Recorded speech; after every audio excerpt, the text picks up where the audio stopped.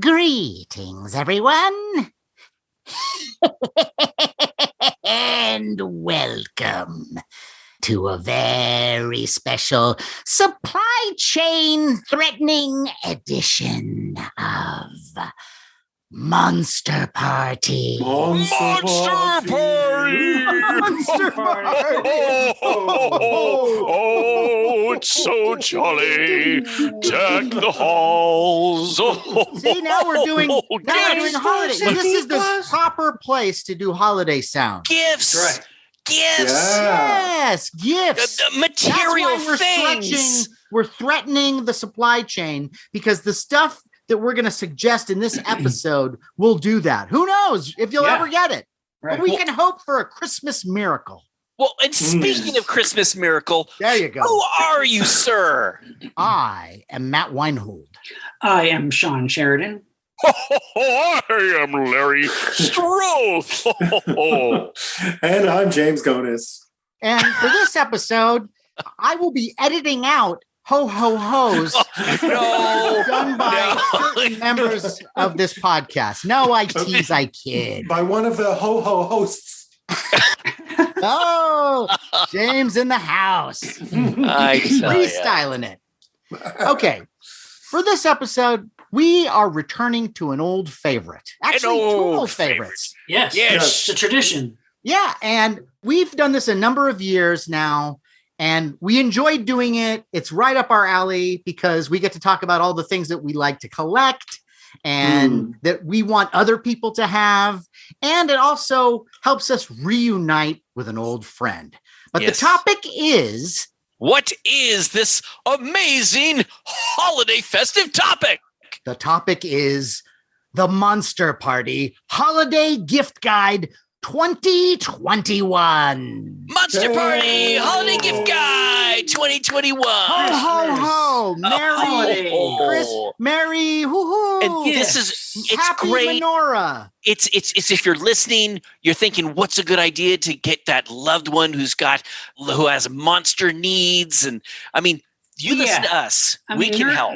Yes, nerds like us, we love our stuff. Yes, we we love do. our toys and our movies and our books. It's like, I mean, we live for this stuff, So Yeah. we have our fingers on the pulse of like the cool stuff for nerds like us to buy. Because Yes, we're we do. obsessed. We're obsessed. And if somebody gives you like an Amazon gift card, it's like, oh, what are you Yeah. going to do with it? Well, So here are this- some suggestions. Exactly. A gift for yourself. Yeah. Isn't it almost better that way when they do that? Yes. When they give you the Amazon card or the Oh, yeah. eBay Oh, I gift love card, it. Yes. then like fumbling their way through trying to figure out what to get us. It's Or like, possible. yes, trying to tell your mother-in-law, like, there's this cool like Giallo from the 70s on Blu-ray, but I want the special edition one, not the regular DVD. So you gotta just give me a gift card. Yeah. I got you the movie Suspiria. It's a Hallmark movie that they did in 1972. Yeah. Now, Matt, this is great, but Is it? we need someone special who knows about stuff as much as we do. Yes, Right. we do. And Yeah. who would that be, Larry? Well, let me tell you, Matt. Tell me. We have a return guest to kind of help guide us through this whole holiday gift guide. Now, for listeners, you may remember this young man as well, a smooth, beautiful young man from our 2015 trip to Japan.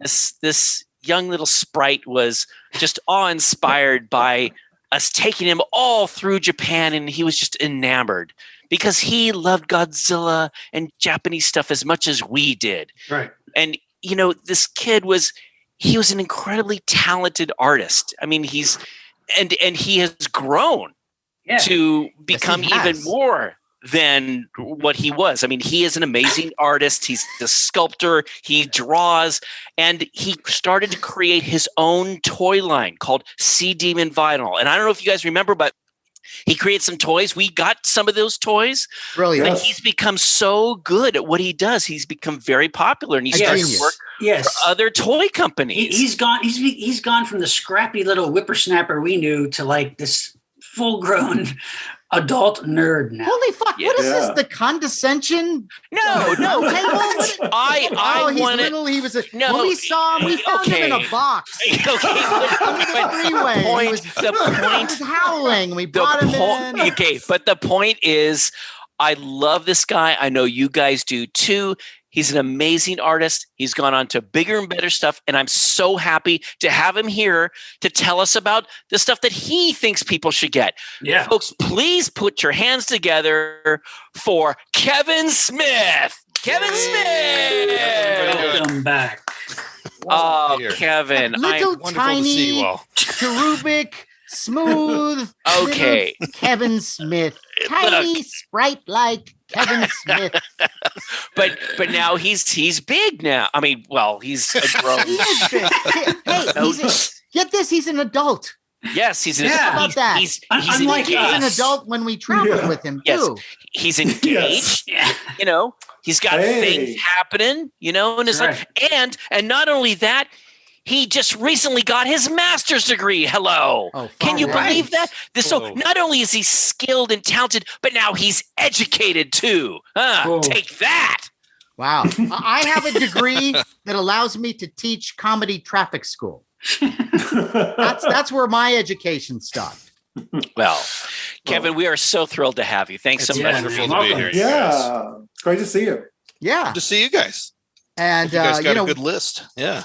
Oh, I'm yeah. sure we all have terrific lists. I'm scared of your list, Kevin, Oh no. because every time Kevin drops his list, I know. it's like 9 more things that I didn't know that I wanted. Yeah. That I must have. Yep. So, Kevin, the holiday gift guide for 2021. I'm Yes, sure sir. do you have some idea? Can you throw out something that you would suggest to our listeners, something that they should look for? Something they should look for. Well, let's see.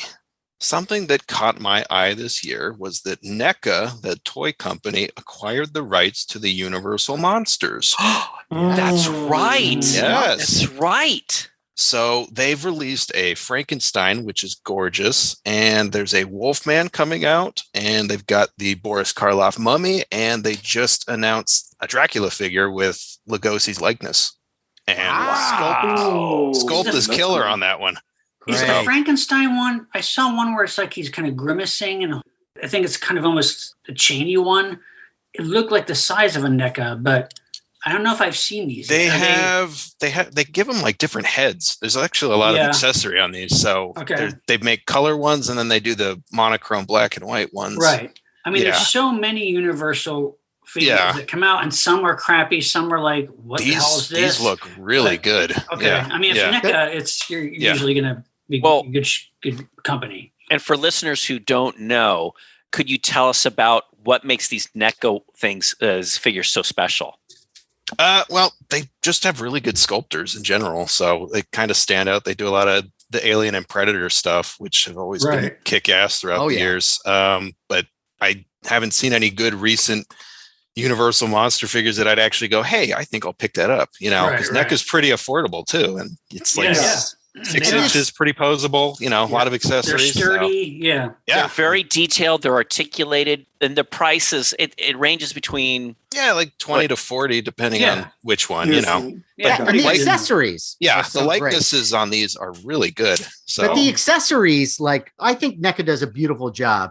But when they allow you to put a different head on it, and then there's all these accessories that come with it, and the detail on the accessories is perfect. Yes. And something yes. that you'd never even think of. Like, I think it would be great if they released the Frankenstein with the little girl that he throws into the water. Oh, Have they Wouldn't ever that be done great? that? Yeah. they have the flowers for this Frankenstein. You could Huh. give them the little flower. They don't Oh, have yeah. the little girl, but you Wow. know, I think Sideshow did that too. we're almost there. We almost have the little girl figure. Yeah, We have I the wonder if it's flower. like Yeah. the rights or something. Yeah. You know what? Yeah. I'm willing to bet you that you can go to that little girl's estate. You Yeah. can get the rights to that Betcha, yeah, for, right. for a song. They can't I'm wait. sure- no, I'm They're waiting telling for your you. call. So that's, something. cool. Okay, that's that's good. I like so that. the next Start us off. Frankenstein. Yeah. Well, okay. So let me throw this at you, Kevin. I know that you like the fancy detail and the articulated, but sometimes for me, I like that little Star Wars look. And it's so funny that you mentioned that NECA got the rights to the Universal Monsters, but so did at Super 7 the reaction figures. And yeah. now I know Matt doesn't really like them very much. It's kind of like They're growing on me. And they've gotten better. Companies have gotten better. They've gotten better with doing that scale. I really like those too. Now, this is kind of a lead into something else. Now, I want to tell you, for listeners, if you go to Super 7, that's .com or Reaction, and you'll come up to this page, and it has a variety of stuff that they've come out for the new year. And one of them is a set of Universal monsters. They've done a Hunchback, an Igor from Son of Frankenstein, a Frankenstein monster from Son of Frankenstein, and the Karloff Ardith Bay from The Mummy. And the thing about it is that the tough thing is when you went and got a Star Wars figure ages ago, it might have been $1.99, and then later on that same little figure maybe gone $4, $5. The tough thing is these reaction figures, they go for like anywhere between $17 to $18, and it's like, wow, it's a lot of money for that little figure. It's a Star Wars size, but they don't make hundreds of thousands of them. Okay. But these Universal figures are neat. But what I really wanted to tell you about is the ones that I flipped out over. And this is from Super 7, the Mars Attacks cards figures. Now you could say, well, Larry, what are you talking about? Okay, so we all know Mars Attacks, the movie that Tim Burton made a while ago. Now, these were based on these cards that came out in the 1960s, like 1962. Topps cards, very controversial at the time because it showed a lot of horrendous things, like Martians. Yeah, there was like this Martian that, just like the Martian that you saw in Mars Attacks by Tim Burton, Martian's holding a ray gun and firing at like an army man. Okay, or killing a kilo dog. They melted a dog in front of a kid. So guys, they came out with 3 figures. One is just the Martian itself. The second one is called Burning Flesh. It's the guy, it's the army man, and it's taken directly from the card. Like his insides are melted, and you see his skeleton, and it's gross. He's all Great. That's cool. So one is the alien. The second one is Burning Flesh. But guys, the third one, when I saw this, I flipped out. It is Destroying a Dog. Oh man! Now, if you're wondering, Destroying a Dog, on the little card, on the Topps cards, each Topps cards has a title. This one called Destroying a Dog. It's the alien, and it's shooting a ray at this dog, and he's up, and the ray is like ripping out his insides, and then there's a little boy screaming, going, "Ah!" Well, so on it's this, like a diorama? No. On this card, the card is beautiful because it's from like the Topps cards. It's an alien, and it comes with a dog in the pose with its tongue hanging out and his insides being melted away. And it's both horrifying and great at the same time. What a beautiful magical gift for your kids. Sean, oh my God, I love it. Sean, I bought 2. One to take out of the package and one to keep in. And you know what? I love because, like, you know what? There's enough fucking Mars Attacks toys from the shitty movie. You know, like you can't give those things away. Oh, I agree. I love that they're doing it on the cars. Me too. That's great. Guys. That's what makes this so great. That's cool. And now I have the reprint set that came out from the 1980s, the little bubblegum cards. So I have that whole set. That's and I cool. just if you go through these cards, there are other things. I'm sure they're testing it. They're saying, maybe let's see how how these 3 go. But guys, Destroying a Dog, Burning Flesh, in an action figure Star Wars size. Wow, I had no idea. And can you imagine? You put them.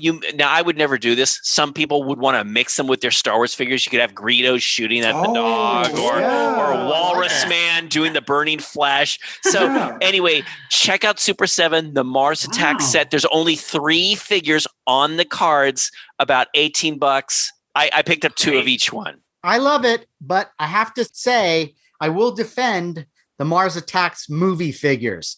Yes. And those are actually great figures, and they are worth something now. No, I guess I'm like, the figures are cool. I just hate that there was so much promotion over that movie that was such a disappointing movie. But you're right. I mean, some of the figures are cool from that movie. I waited for those things to come out. Yeah, but the flying saucer is pretty cool too. Yeah, that's true.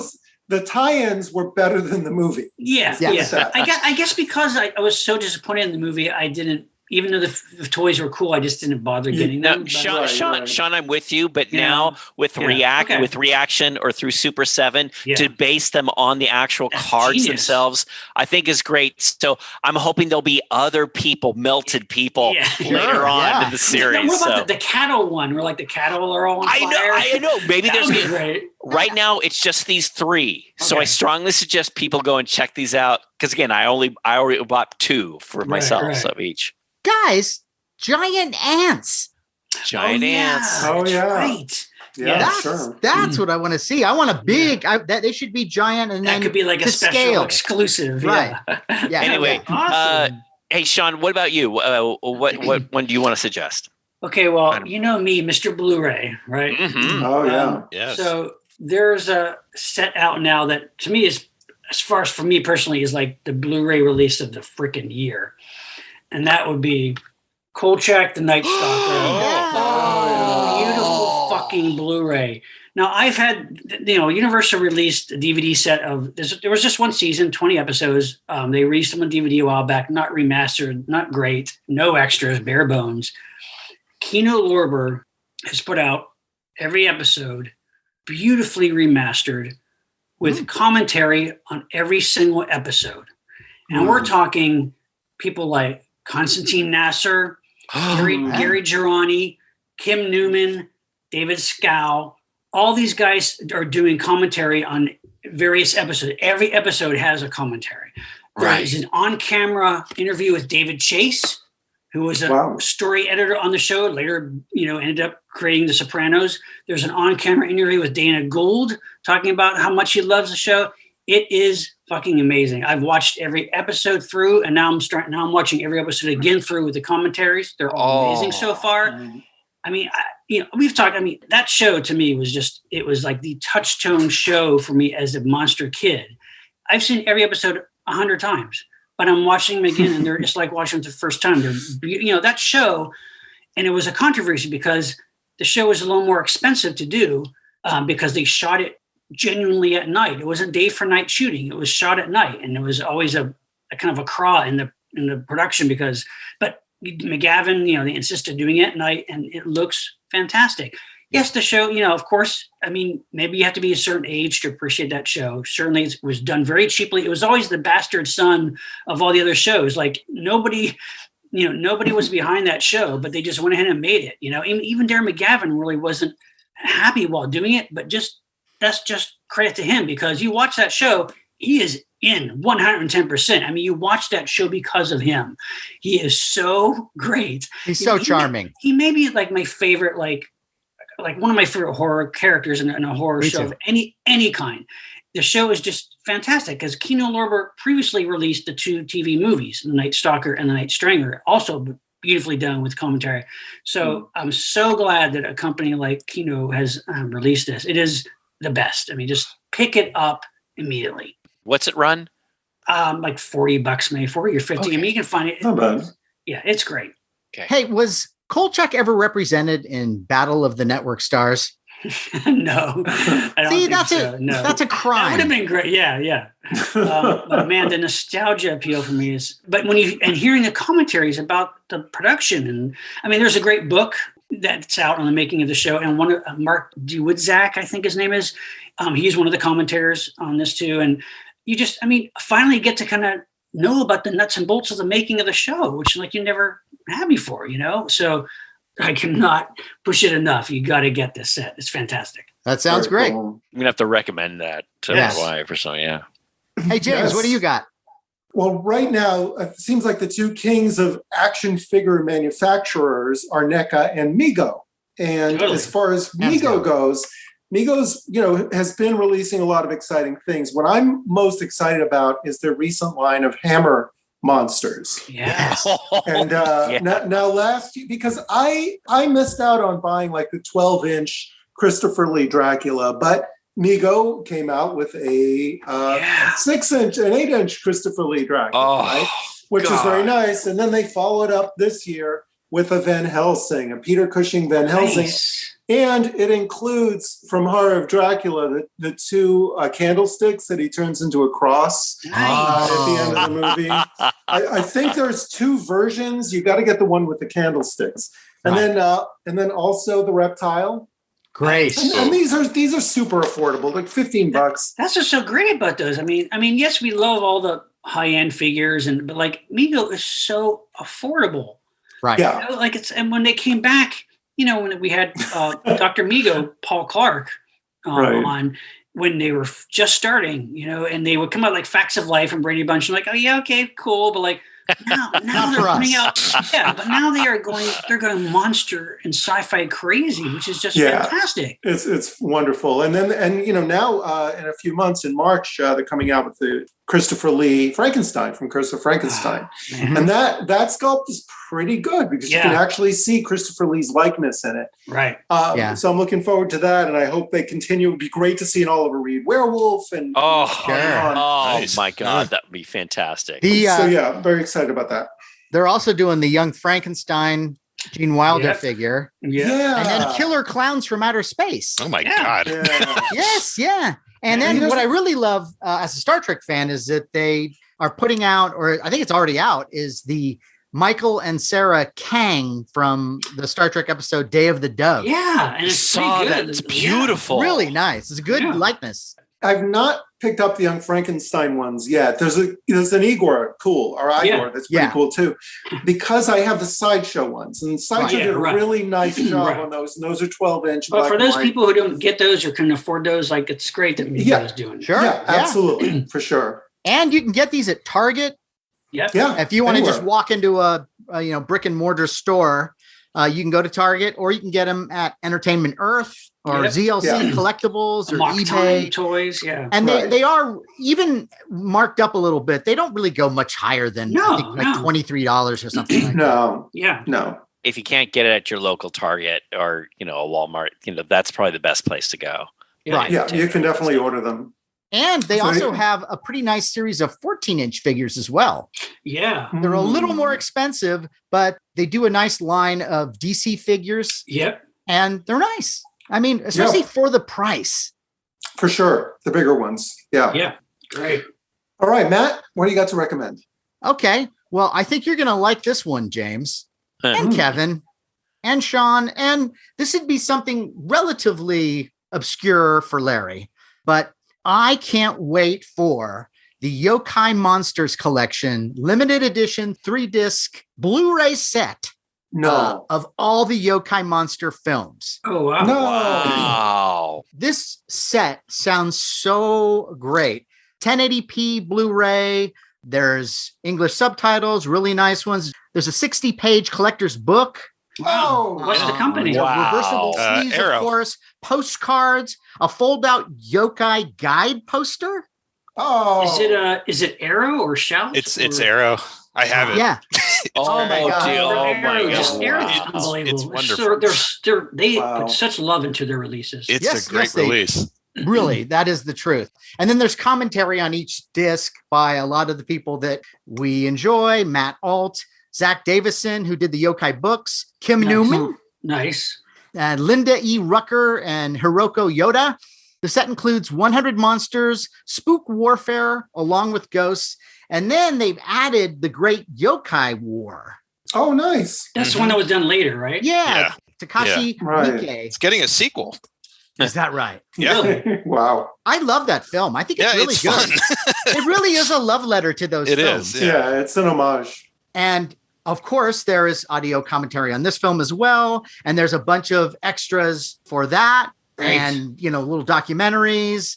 And then there's this thing, the World Yokai Conference, where Miike speaks about the film. And I can't wait. Oh my God. I don't have this yet. And it's on my Christmas list. And it's like with Sean. At this point, I can't really buy anything. But I'm hoping, I got my fingers crossed that this one's going to be put in my yokai-shaped stocking. Awesome. Beautiful. Yeah. So I can't wait for that. And if you've never seen these films, there's a charm to them. I've described it before as like, especially Spook Warfare, which is, I think, my favorite of all the films. That is like The Exorcist meets HR Puffin stuff. Because there's demon possession, there's a scary demon, and yet they fight these yokai that are people in suits. And, to a jaded movie fan of today, they might look at these suits and go, oh, that's kind of phony. But I think they're great. And I think they show a lot of ingenuity and imagination, and they're charming. I remember the first time I saw one of these films and I saw the Kappa. It's like, this is amazing. Why did this film not appear in, my view until recently? I guess for years, as far as I know, the films were never actually released here, right, Sean? I don't think there's a dub either. Yeah. No. And they were never on TV. No, those are ones you never saw. That's why when you saw, like, you got a hold of like famous monsters or Japanese books, you're like, what are these creatures? Yeah. I was saw pictures of the umbrella creature. I was like, what the hell is that? Yes. Piques your interest. Yeah, there's an umbrella yokai, which looks like an umbrella. There are eyes on the umbrella. There's a tongue, one leg. So it kind of reminds you a little bit of the lamp in A Christmas Story. It came to life and terrorized you. It's a leg lamp. It's true. Yeah. So, Awesome. get this set and get it for me, please. It's on my list. Nice one, Matt. Nice one. All right, Kevin. Got another one for you? That's a great jumping off point. Arrow did all the Daimajin movies in a box set too. And that's just as amazing as the yokai set. I mean, are there, because I have another Daimajin I think that was Blu-ray the Mill Creek. Mill Creek. So yeah. I'm guessing Arrows has tons of different like extras and stuff, probably, right? Yeah, it's loaded with those same audio commentaries and everything. Yeah. It's even more unfortunate, I guess. Over in Japan, they're 4K releasing it, and I've already seen some screenshots of that. Jeez. It's intimidatingly nice looking. Wow. Arrow should just build like a life-size Majin as a giveaway. They should like the release of the, a Majin slide. Well. Yeah. Yeah. I want one out in my yard that pees. Pees into a fountain. Yeah, that's awesome. So that's my nice. short one, but that's next great. pick. Okay. There you go. Yeah. Well, I'm going to break it up a little bit here. Every year at Christmas time, my wife always gives me my standard calendar for the new year. And ever since my wife and I started dating stuff, it's been the same type of calendar. It's always been a classic Star Trek calendar. Oh, really? Every year I get and it's like I always look forward to it, getting in, and I post it up so I can mark the date. Well, this year I saw something that I freaked out over, and it looks like, guys, I'm going to have to get 2 calendars.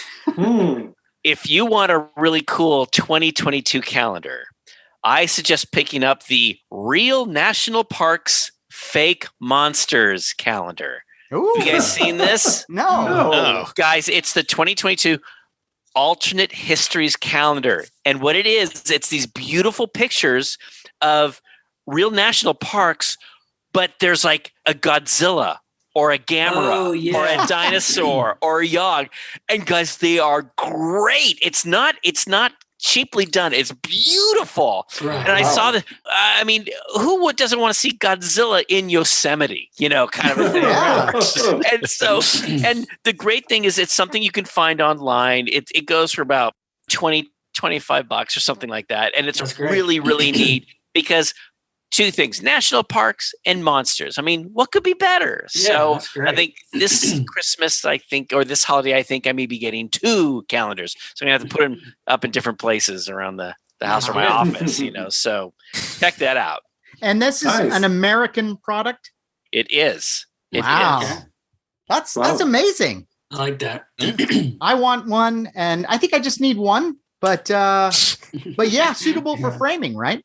Exactly. Oh, that's what I would do. There you go. Yeah, that's why you have 2. That's right. I guess but Sean's going to say, oh, Larry, don't go crazy. Don't spend all the money on 2 calendars. Calendars go crazy. Buy 3. Yeah. It adds one for every room. So there you go. Sean, what about you? There's a book that I believe is just out or coming out very soon.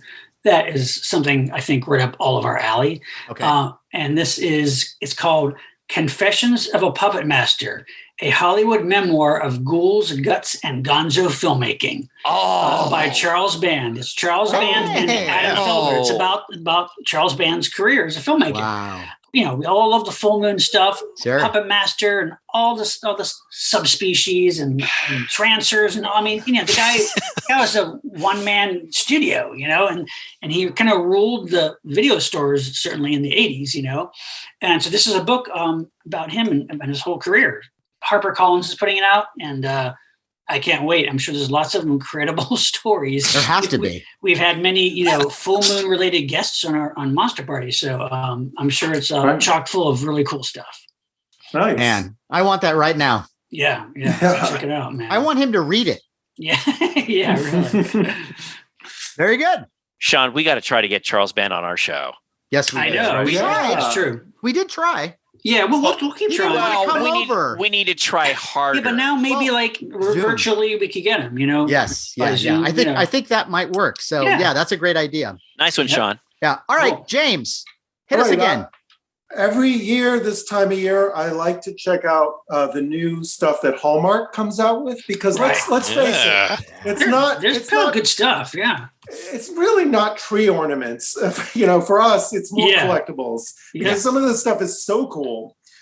This year, what I'm most excited about is that they've got an quote unquote ornament called To the Bat Cave, where it's on top, it's, Bruce and Dick about to go down the bat pole. And then, it's electronic and they play the music. And then the door opens up at the bottom and they're in full costume. Oh my Wow. gosh, that's great. That's great. It's really cool. And it's the thing is about, 7 or 8 inches high, to give you an idea of the scale. It retails for $60. In the secondary market, it'll probably end up going for more.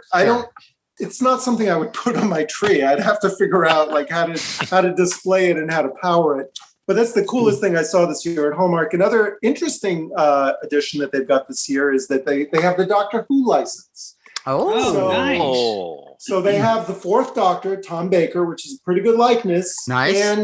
And the TARDIS, which plays the Doctor Who theme music. Oh, cool. And, I'm not a big Doctor Who fan, but I think it's pretty cool that they have that now, and they'll probably be continuing it as time goes on. So, yeah, Hallmark. And also there's a new thing this year that they've come out with miniature ornaments of VHS blister packs that you open up and on the cover. And they sell these also at a lower price at like Target. So you can get them for $7.99. And on the front cover, it's the VHS of like A Christmas Story or Elf or Jaws. And then you open it up and you see the VHS inside. I guess it's sort of cool, but I don't think the Jaws ever came in that kind of a package. I think MC at Universal always had it in cardboard, not one of those packages. But it's cute though. It's cute. It's cute. It's a new thing. So I mean, isn't it funny? Like how retro VHS stuff now is like cool and hip now. I know. Yeah, it's like vinyl. Yeah. It's just funny. Exactly. Hey, James. So maybe you could put the Batcave thing next to the Nativity. Right.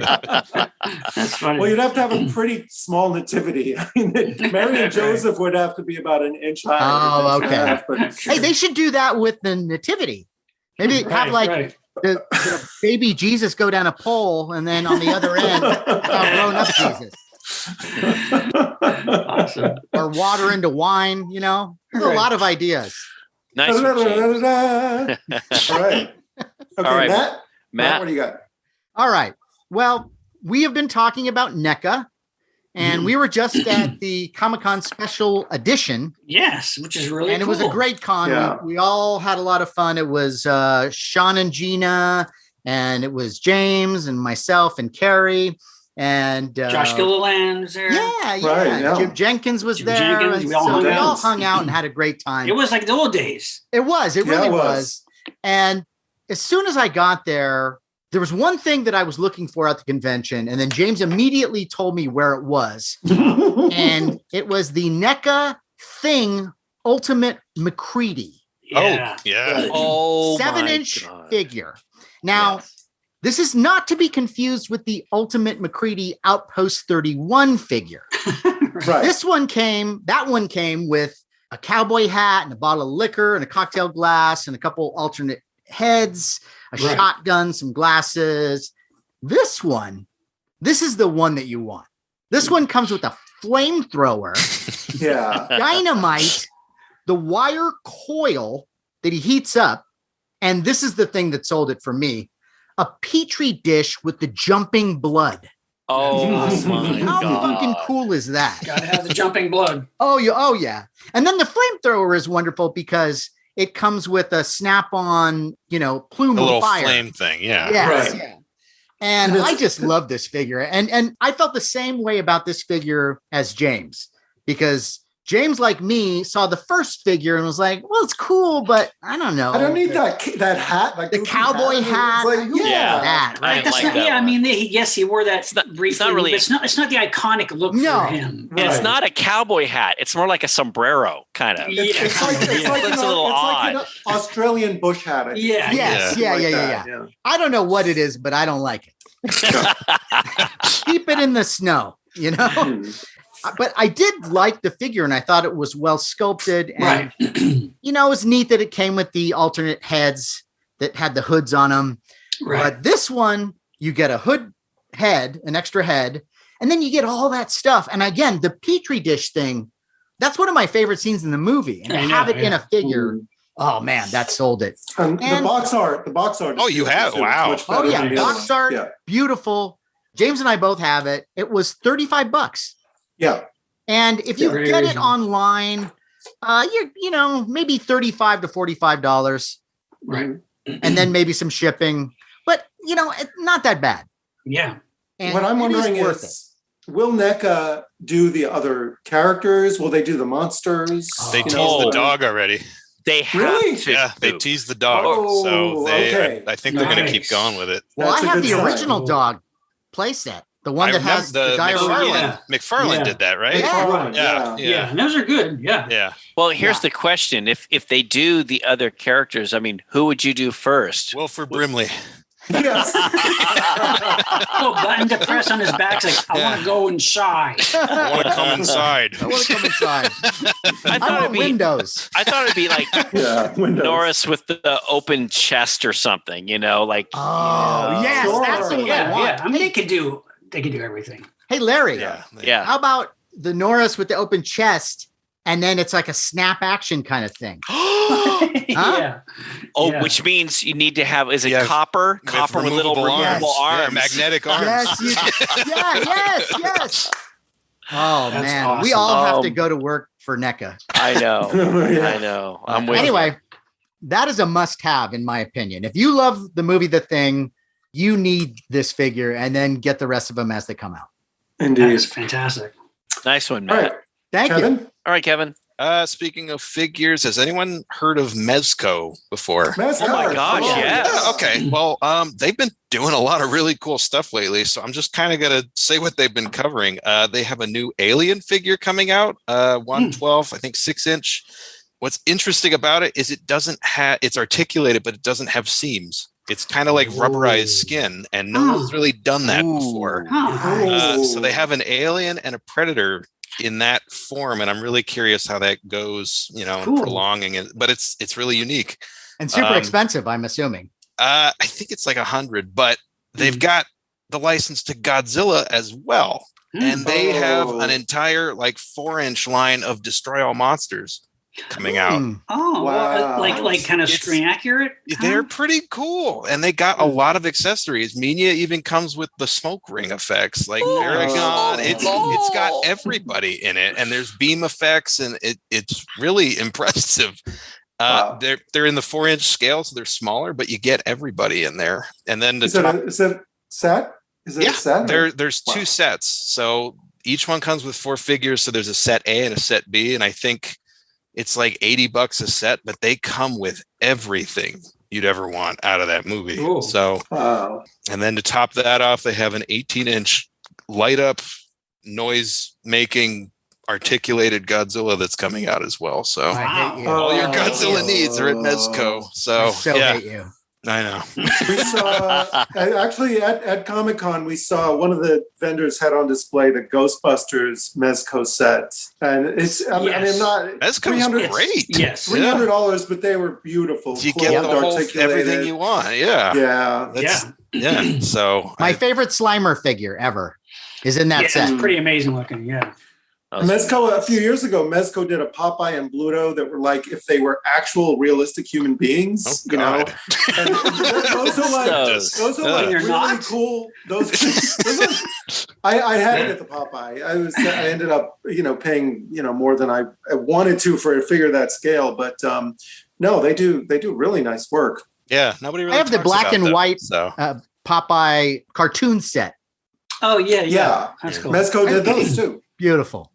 Nice. That's nice. Yeah, check out Mezco, everybody. Yeah, really. Okay.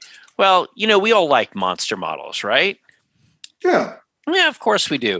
And the Aurora monster models, they've been reissued many times. Mm-hmm. Well, I think some people know that back in the 70s, Aurora was planning to make another set of monster models, but they never got around to it.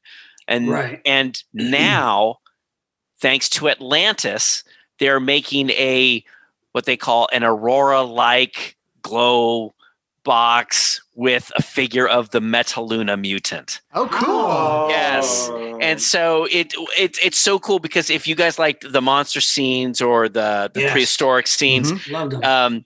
This was Aurora planned to produce this series of science fiction scenes, but never got around to it. And now I believe the model is in the same shape or style or pose that Aurora was planning to use based on drawings. Wow. And the box is the square box. Like, remember the glow kits, the it's the square, but that's what I grew up with in the early 70s.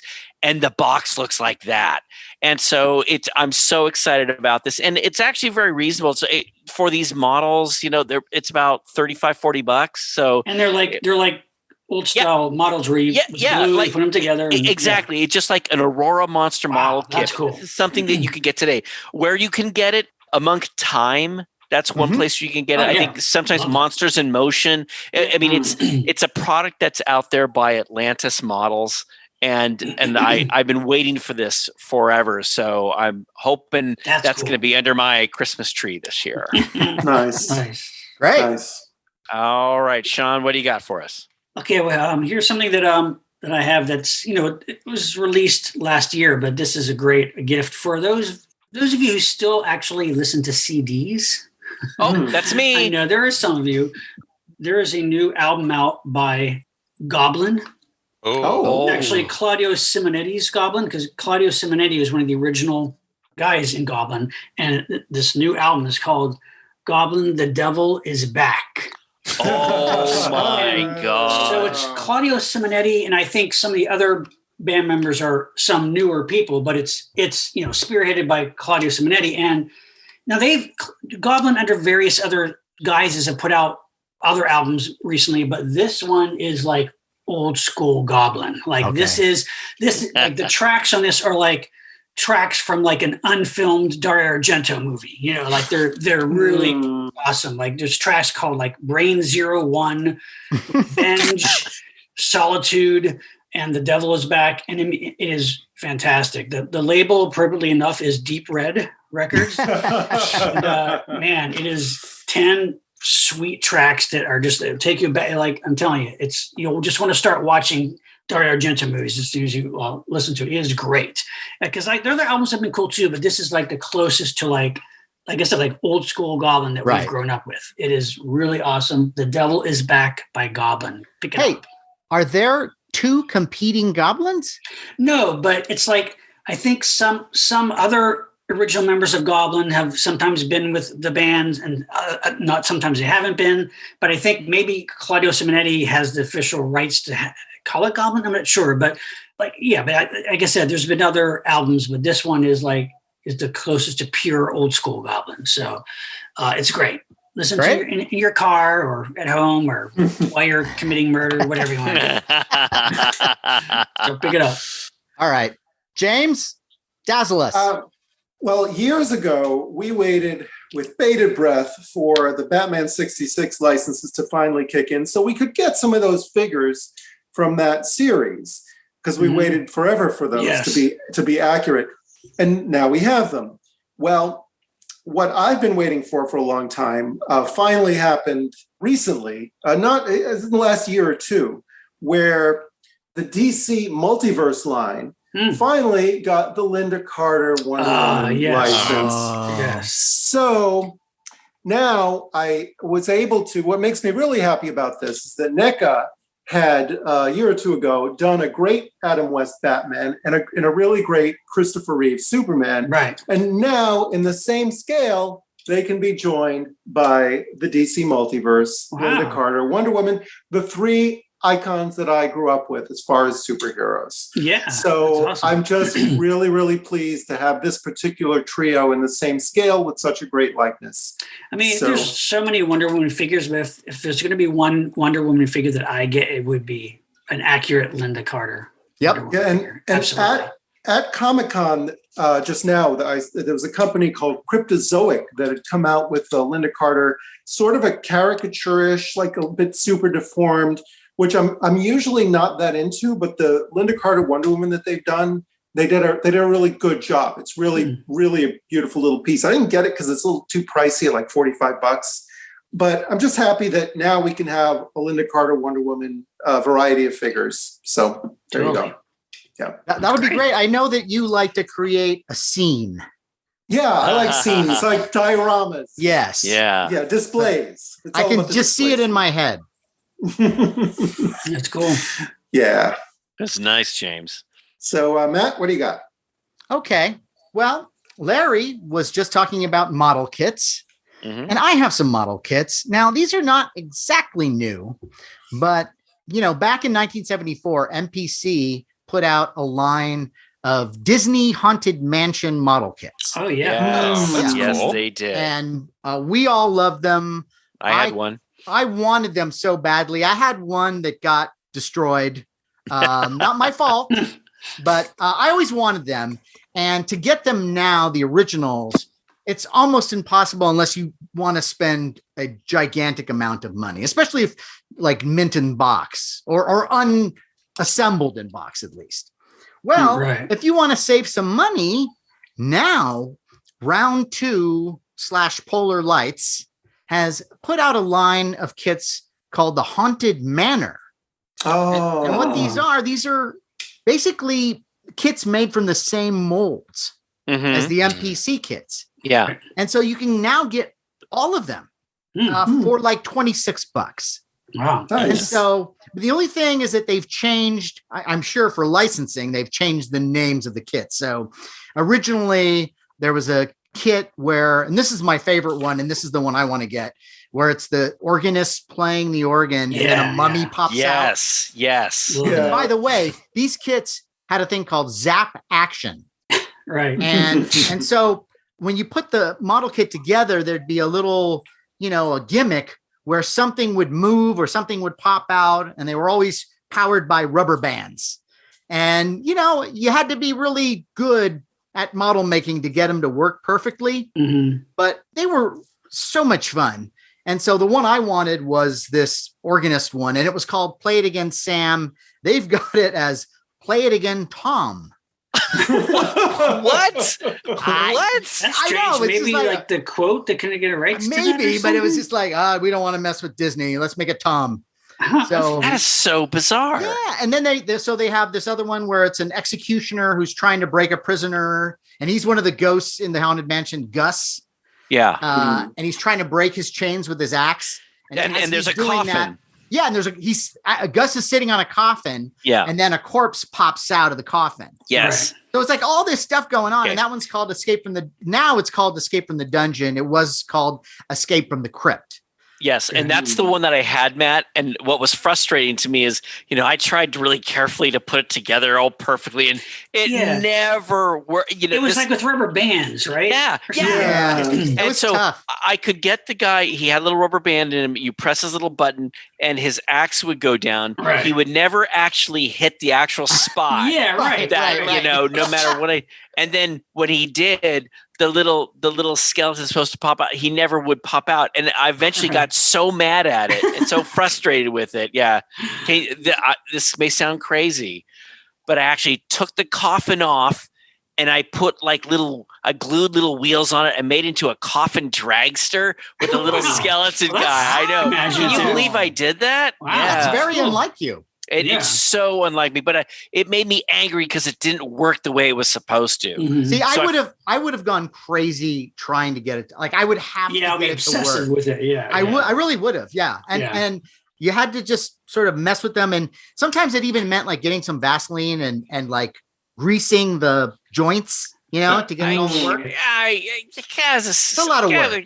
I was like a regular Joe model kid builder, Bubblegum Joe. No, that's right. I mean, you guys are like advanced model makers. I'm like, hey, regular guy. Really? Put piece A against piece B, and this glue's all making me lightheaded, and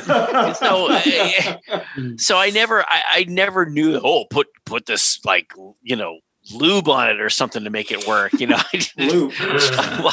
It was tough. Those were tough kits. And there were two more too. There was the Grave Robber's Demise. Oh yeah. Which the original one was called Grave Robber's Reward. And that's cool because you got a grave robber who's digging up a grave and then the corpse pops out and attacks him. Oh, did you have that one? No, I never had any. The one I had I still have it, the organist. Okay. I had the one with the axe. Play it again, Sam. That one. I love that one. Did anyone have the Dracula one? See, now I'm glad you brought that up because that one was called The Vampire's Midnight Madness. They call it Flight of the Vampire. And what's weird about that one is that there is no vampire like that in the Haunted Mansion Bride. Mm-hmm. And that's strange to me, but I guess it was marketing going, hey, we need one that, because of the monster craze, throw a vampire in there. Because he looks like Dracula. Right. And then all he does is he just extends his arms. Right. Ooh. But I still like it, though. Yeah, it's cool. And on the topic of Haunted Mansion, I know that I'm not into Funko Pops, but recently I saw a Funko Pop Haunted Mansion set with a character and a little building of the Haunted Mansion. Unofficially. No. And that building really almost made me buy it. It's like 6 inches wide, but it was pretty accurate, for Funko. So that's cool. So nice. I love these kits, and if you got all four of them, it'd run you about $100. So I have to tell you, Matt, I'm so happy that these are coming back. Even the box is different. The tile of it is different. Stuff is targeted to our generation. My God. Because like you, Matt, there were some that I didn't get. And now it's like, it's not out of my price range. And it's like, if you don't mind not having the original box, from the 70s, it's going to do the same thing. Right. That crypt thing is still not going to work when I try to put it together. Right. Well, and getting into your head, Larry, I would think that this is your opportunity to be able to make the kit and not worry about damaging this vintage model kit. Right. True. Yes. True. No, that's so true. So I mean, there's so many reasons to pick this thing up. That's and awesome. It's COVID, so a few of us out there still have not that much to do. So model making, that's a good I am totally with you. Yeah. And Matt, we kind of talked about this on a tangent.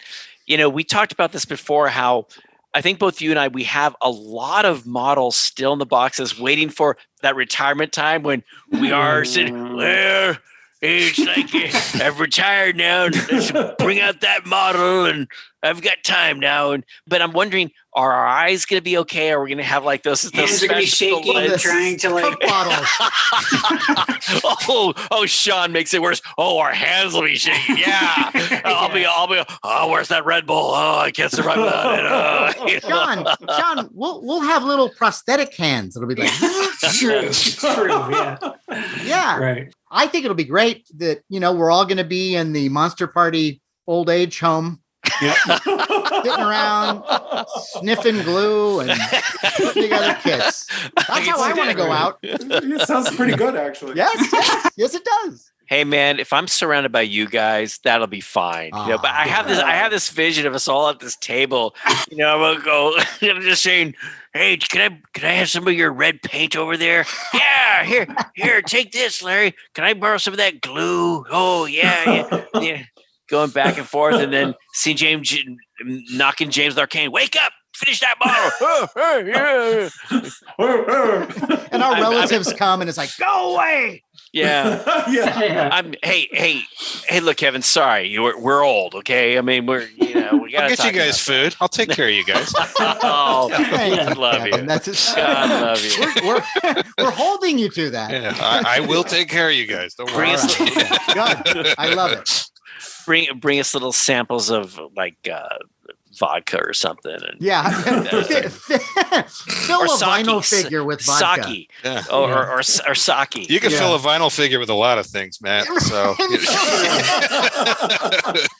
get me started. Let's get creative here. Just keep the cocaine away from Matt. That's all I gotta say. That's when when I'm that age, I'm doing everything. Yeah, true. The minute I hit 90, God willing, heroin, meth, man. I'm going crazy. All right, Kevin. On that note, let's see. If you want something that just screams quality, Halloween 1 through 5 is now out on 4K. Is it? Yes. Scream Factory put it out. So now you can look at Dr. Loomis's makeup shift around his face in part 4 with even greater clarity than ever before. So it's Halloween 1, 2, 3, Season 4, of the Witch, Curse of Michael Myers, Revenge of Michael Myers. But nothing past that. Oh, but they all look good. Yeah, I just can't. 4 and 5. Curse and Revenge, I just cannot get into. Like, they're just so forgettable for me. Well, he just drives a car around in the first one. That's all he does.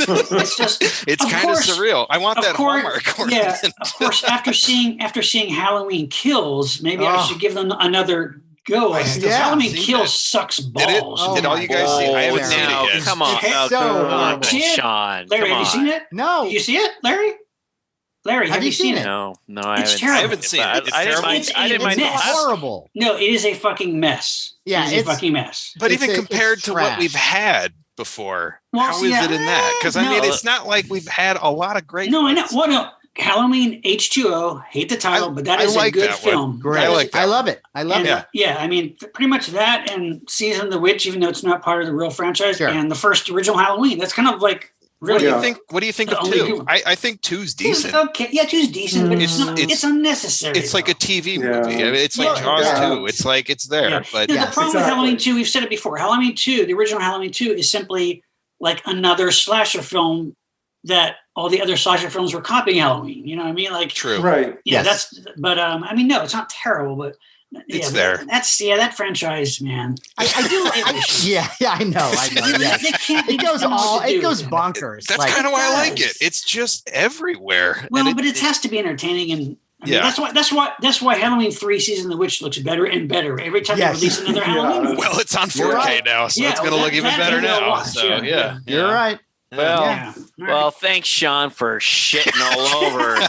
I'm doing you a favor because you will be disappointed. I'm telling you. You will be like, "What the fuck are they doing?" It's terrible. They don't know what to do. They ran out of ideas. I reached out to Jamie Lee Curtis, and I was trying to get her on the show, and now I guess I can just kiss that goodbye. She's gonna say. Gee, Mr. Stroth, I'd so much like to come onto your show, but I overheard one of your co-hosts, Shawn Sheridan, rip into my movie that I worked so hard to executive produce. I'll wait. So, Sean, thanks for ruining Christmas. You're welcome. Hey, when you watch it, I want you to report back to me. Tell me what you think and be honest. Yeah, all right. Larry, I will. Larry, most of that movie, you're talking about Jamie Lee Curtis working really hard. Most of that movie, she's in bed. Larry, would you like to see a Halloween movie where Laurie Strode never meets shape? Don't you think it's hard to act in a bed? Ask James Caan from Misery. Hello. It's not that kind of role, believe me. Yeah. All right. Well, anyway, okay. All right. Well, Now that we're done shitting all over Jamie Lee Curtis. Not Jamie Lee Curtis. Oh, okay. The movie. Halloween the Kills. movie. Just Okay. her career. So maybe I can bring her on and say, so what happened? Yeah. Because There I'm you go. sure that You bring her you on. had a You bring her different on, and view. I'll talk about Did the director, kind of shake things up a bit? Was it beyond your control? And yeah, so I'll right, ask her. we'll But do let's go from like products made, like mass produced to something that is specially made. And there are Okay. not a lot of these things. Okay. I would suggest for listeners, if you want to try and find something different, unique, something that's a piece of art, I would say check out More Monsters, Moore Monsters, on the Etsy store. Yay. This gentleman is also a longtime listener, Yep. and his work is wonderful. Genius. So he's an artist like Kevin. He's created these beautiful sculptures of like lamps and mugs in the shape of our favorite monsters, like the Cyclops, the Creature, the Metaluna Mutant, and other variations of aliens. The Thing one's great. The Cthulhu, and Yeah. he's made molds, and then he fires them. He makes them out of like the special like porcelain stuff or ceramic stuff. He fires them, has to do the gloss, and it's a long process. And each one, because they're painted by hand, he's got a mold, but they're all painted by hand and glossed by hand. They're little pieces of works of art. Yes. And This is Jim Moore. Yes, Jim. Moore, And More I Monsters. actually I got a hold of a beautiful Creature from the Black Lagoon lamp, and it's the creature. He designed this, he created this. It's the creature sitting, and it's a beautiful lamp, and then there are all kinds of different variations. And look, he's an artist. I strongly suggest that listeners, we could talk about, we love NECA and Mego, but if you want something that's more of a unique piece of art that you could use as a drinking mug, a tiki mug, or a lamp, I would check out More Monsters. I mean, Jim has been spending like 15 years as an artist making these things, and he's like you and I. He's a monster fan. Well, Larry, Jim had a booth at San Diego Comic Con. Yes, when we were there. yes. And well, first of all, Gene and I, we have a Tabunga.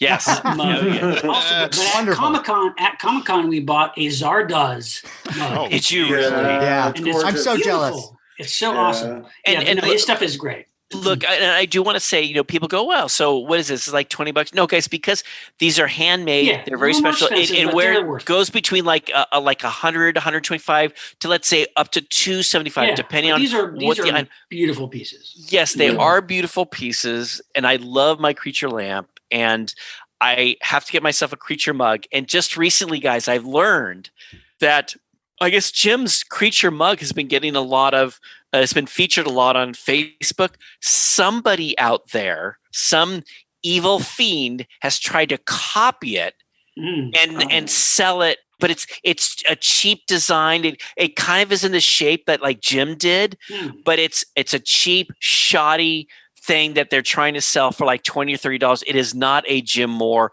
original. So again, that's Moore Monsters. Moore Monsters. And you can go to his website and it'll tell you all about him and the stuff, but you go to his Etsy store. So I'd strongly recommend it. And not only would you get a great artistic monster piece, but you're also helping out amazingly talented artist. He's a great friend of the show. Yeah. I think he's the first person that we ever gave any Monster Party swag to. He got a keychain. All right. And he's a great guy. And another thing that I really enjoyed when we saw Jim at Comic-Con was, and this was not even for sale, but he had been working on this model kit, this custom model kit, and he used these little Metacom Planet of the Apes figures. And he built this whole diorama of the end of Beneath the Planet of the Apes with the missile and Taylor Alpha and Omega Zeus and a bunch of the gorillas and Nova. And it was so beautiful. The control panel for the missile lit up. Yeah. And he said, he was listening to our episode when we were talking about what to do during COVID. And I think I said, make a model kit. So he made this. That's awesome. It's beautiful. Beautiful. It I've really seen is. pictures of it. He's It's a, so he's, a, gorgeous. he's a ridiculously talented artist. Indeed. Absolutely. Well, Sean, what about you? Got another something for us? Yeah. Okay. So this is something that it just recently came out. I think it's you can get Amok Time toys. This is from the company Monstars. They put a lot of really cool stuff. And this thing's talk about targeting like our generation. There is this figure. It's about, I think, about an 8-inch figure, kind of like a maquette, called the Moon Monster. And this is like a 3-dimensional figure maquette based on. Do you remember in the pages of Famous Monsters of Filmland, there would be like an advertisement for like get your own life-size monster, and it was basically a paper drawing, a paper artwork that you like the size of like the dimensions of like your door. Yeah, it was like a 6-foot poster. And it was loosely based on the classic Curse of the Demon film, that great demon figure monster in that movie. It looks kind of like that. And I had it when I was a kid. I mean, yes, it was just a paper poster, but it was cool. And so now Monstars has put out, if you look on the Amok Time, look at it, it's really beautiful. It's like this kind of figure sculpture of this Curse of the Demon looking monster, and it's fantastic. Oh my God. I can't believe they made a toy out of that. Yeah, that is so. It's like a retro style box it comes in. It's made of resin, hand painted, limited edition, and it's pretty awesome. It's funny, Sean, because it's on one hand, it's so obscure. When you said the Moon Monster, I'm like, is that right. I immediately went to the Famous Monsters thing, and the image came. You just described it perfectly. I remember that image, and I can't believe they made a figure out of that. Yeah, that it's is like about so amazing. $70-$80, and it looks pretty awesome. And even if you didn't know, even if you didn't know it was based on that, it's a cool figure. Isn't it strange that as the world is exploding around us, every dream toy we ever wanted is being made? Really? Yeah. Go out with a bang. It's like this. It's like if you saw the ad in the Famous Monsters, you're a little kid and you ordered it. It's like this figure is what you thought you'd be getting. Right. Yeah. It's like now you can get it. It's like it is. It's pretty amazing. I think we've talked about this before, how I think we all did it, where you saw in the back of the comic book or something where send in $1 for a life-size Frankenstein or a life-size. Same thing, right. And I did it, and I'm thinking it's going to come. Guys, I swear to God, I thought it's going to come this giant 8-foot box. In a crate. A box. It was going to be a crate. Yeah. And I was waiting. And I remember this envelope come. It goes, what the hell is this? And I open it up, and it's made of the garbage material. It's like vinyl. It's the garbage material. And I go, what is this? And I roll it out, and it's the Frankenstein monster. Was that like the Jack Davis art? No, I didn't get it. No, it was the other one. It was the other one. But the funny thing, it came with the 2 little glow in the dark stickers that you could put on the eyes. And I remember thinking to myself, does this mean that my crate is coming soon?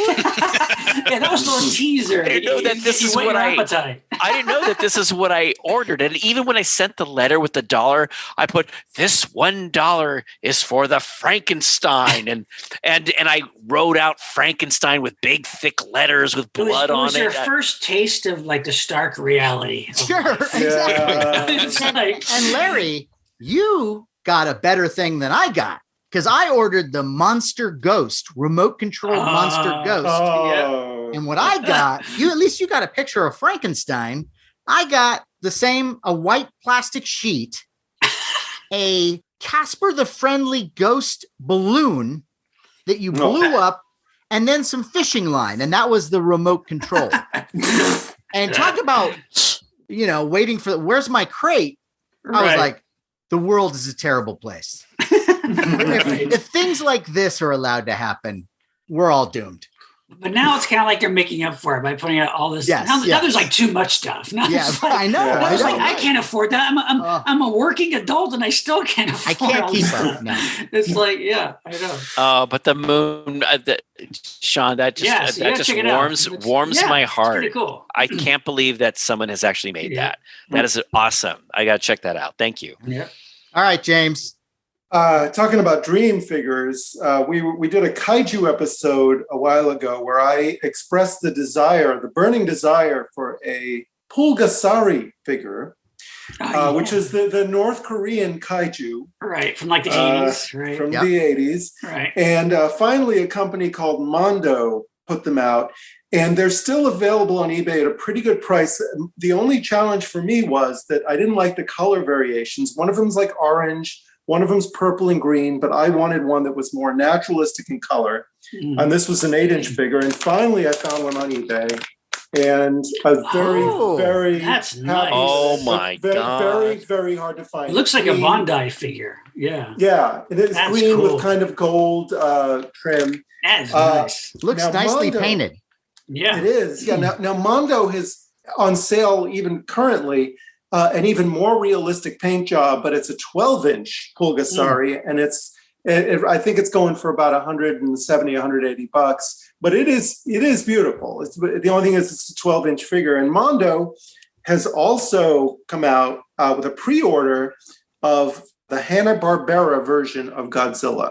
See that? I would like that though. Now, If it's well done. it's very well done. I It's want to say, it's like every version of Godzilla you want. That's yeah, kinda cool. it's 120 bucks. Huh. And I had found at G-Fest a couple of years ago, I found a garage model of Godzuki.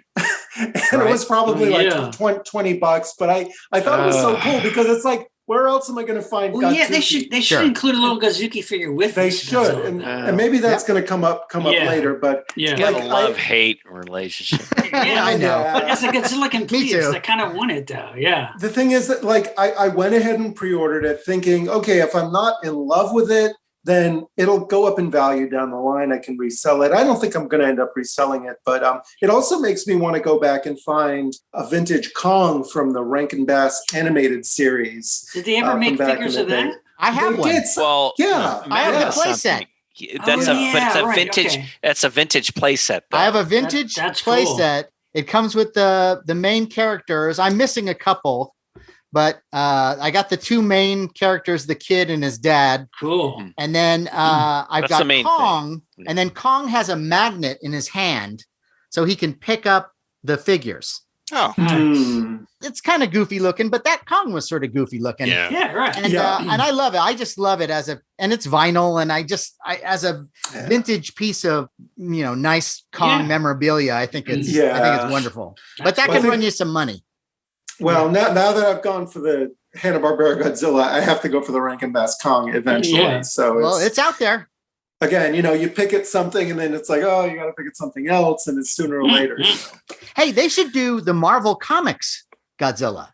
Yeah. Oh yeah, that's right. See, that would be really. That would be I don't cool. know I how they like have that. it yet because they have the Marvel license too. Yeah. Mondo. Yeah, They just yeah, put sure. out a Man Thing figure. Oh, that- really? Yeah, they Cool. I teased love it. Man So Thing. Man Thing Yeah. needs some love, Yeah. Yeah. So yeah, All man things need love. they sure That's do. right.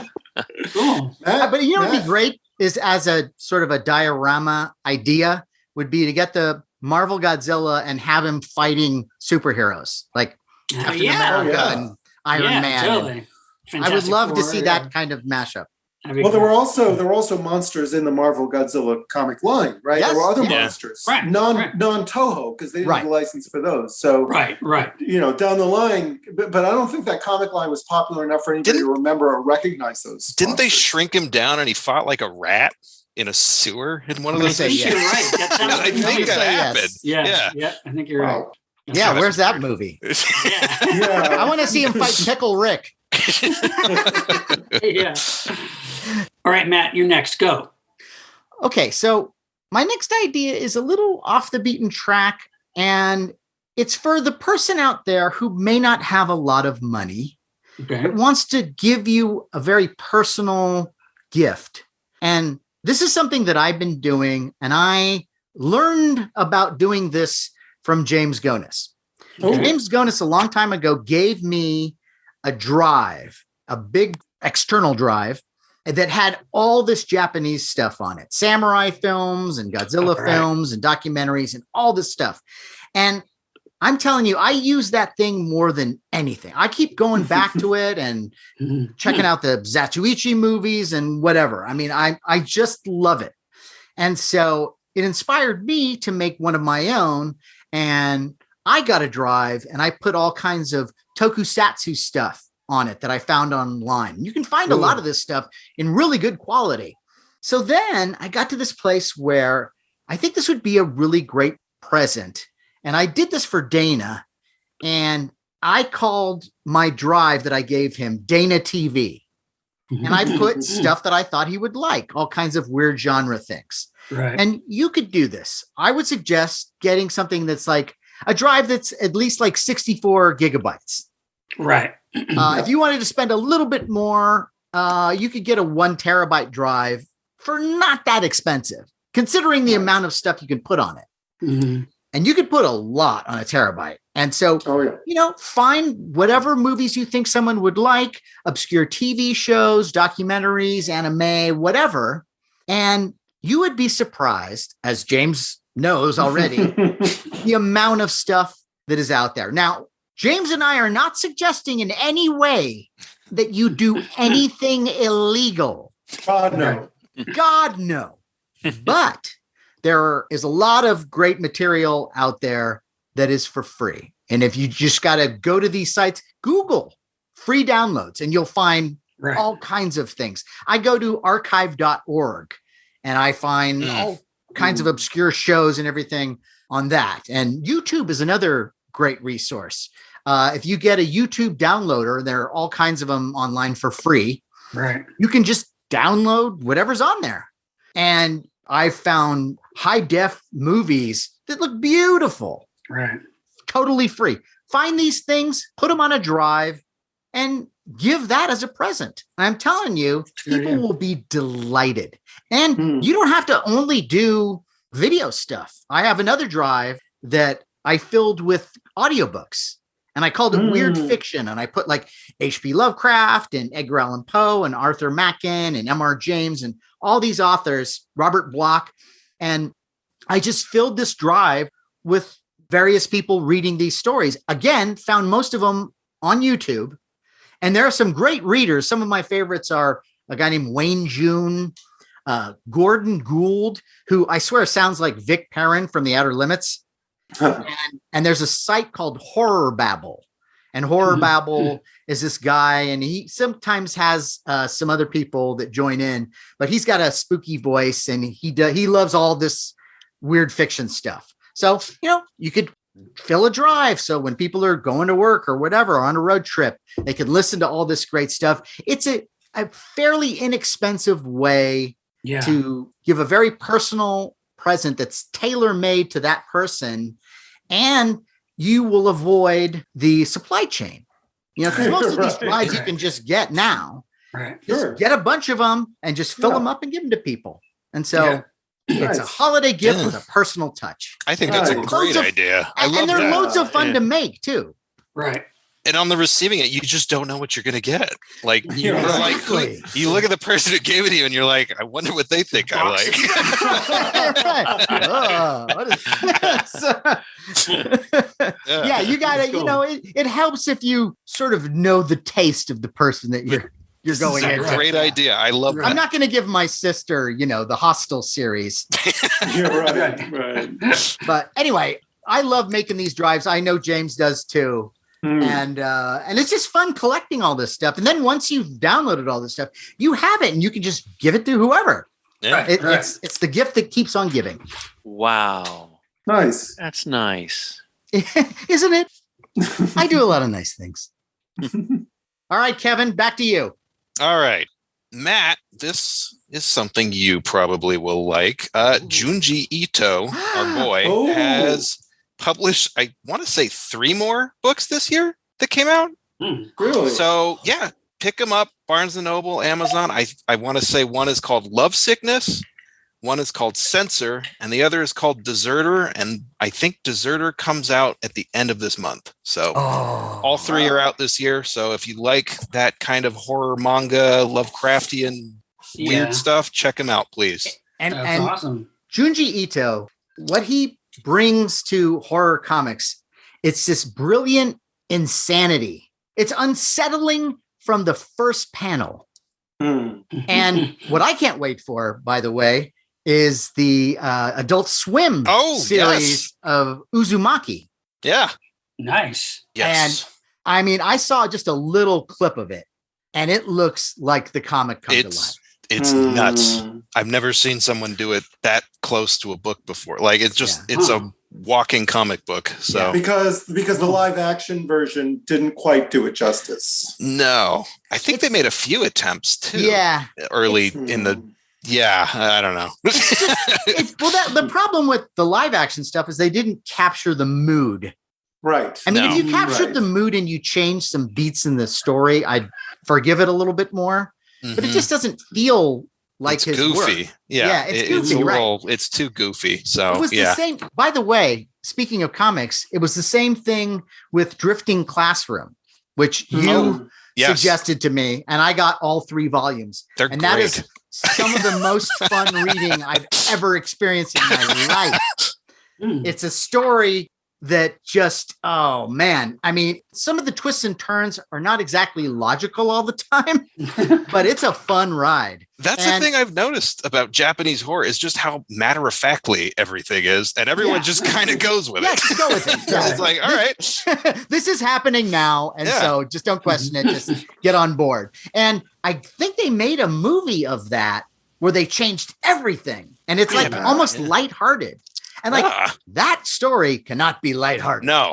So I can't wait for this new Uzumaki. They seem to be taking their time on it, which is a good sign. So it's late. Yeah. And so COVID has delayed it. Well, it's late because they're working so hard on it. I've read. Yeah. But yeah, that's a great suggestion. Thank you. So pick it up, guys. Whoever. Yeah. Wow. That's really neat. Well, I wanted to talk a little bit about books. You guys know that Creature Features sponsored a really terrific book, Rod Serling's Night Gallery, The Art of Darkness. Yeah. And it's a beautiful book. I have it. This came out a year or so ago, and Creature Features still has it. You can actually check them out at C-Features, their eBay store, or you can actually go to creaturefeatures.com, celebrating the art of fantastic cinema, to check out this book. It's a beautiful, big, thick book all about Night Gallery. But guys, I was introduced to another book that came out not too long ago that I was floored with, and it's As I Knew Him, My Dad, Rod Serling. And it's by Anne Serling, and it tells a different story of the man who created the Twilight Zone and Night Gallery. And the funny thing is the way she writes, she's a bit poetic, kind of like her dad. And it's really, really cool. And it's not an expensive book. It's about $20-25, and you can pick it up on Amazon.com. Or actually, if you go to Creature Features and you go to the Art of Darkness site, it'll send you to another like Rod Serling area. So, and where you can pick it up. And I just think that's so cool, because I love, we learn about these heroes that we have and all the stuff that they did, but it's interesting to get a perspective from their kid. Yeah. And that's something I absolutely love.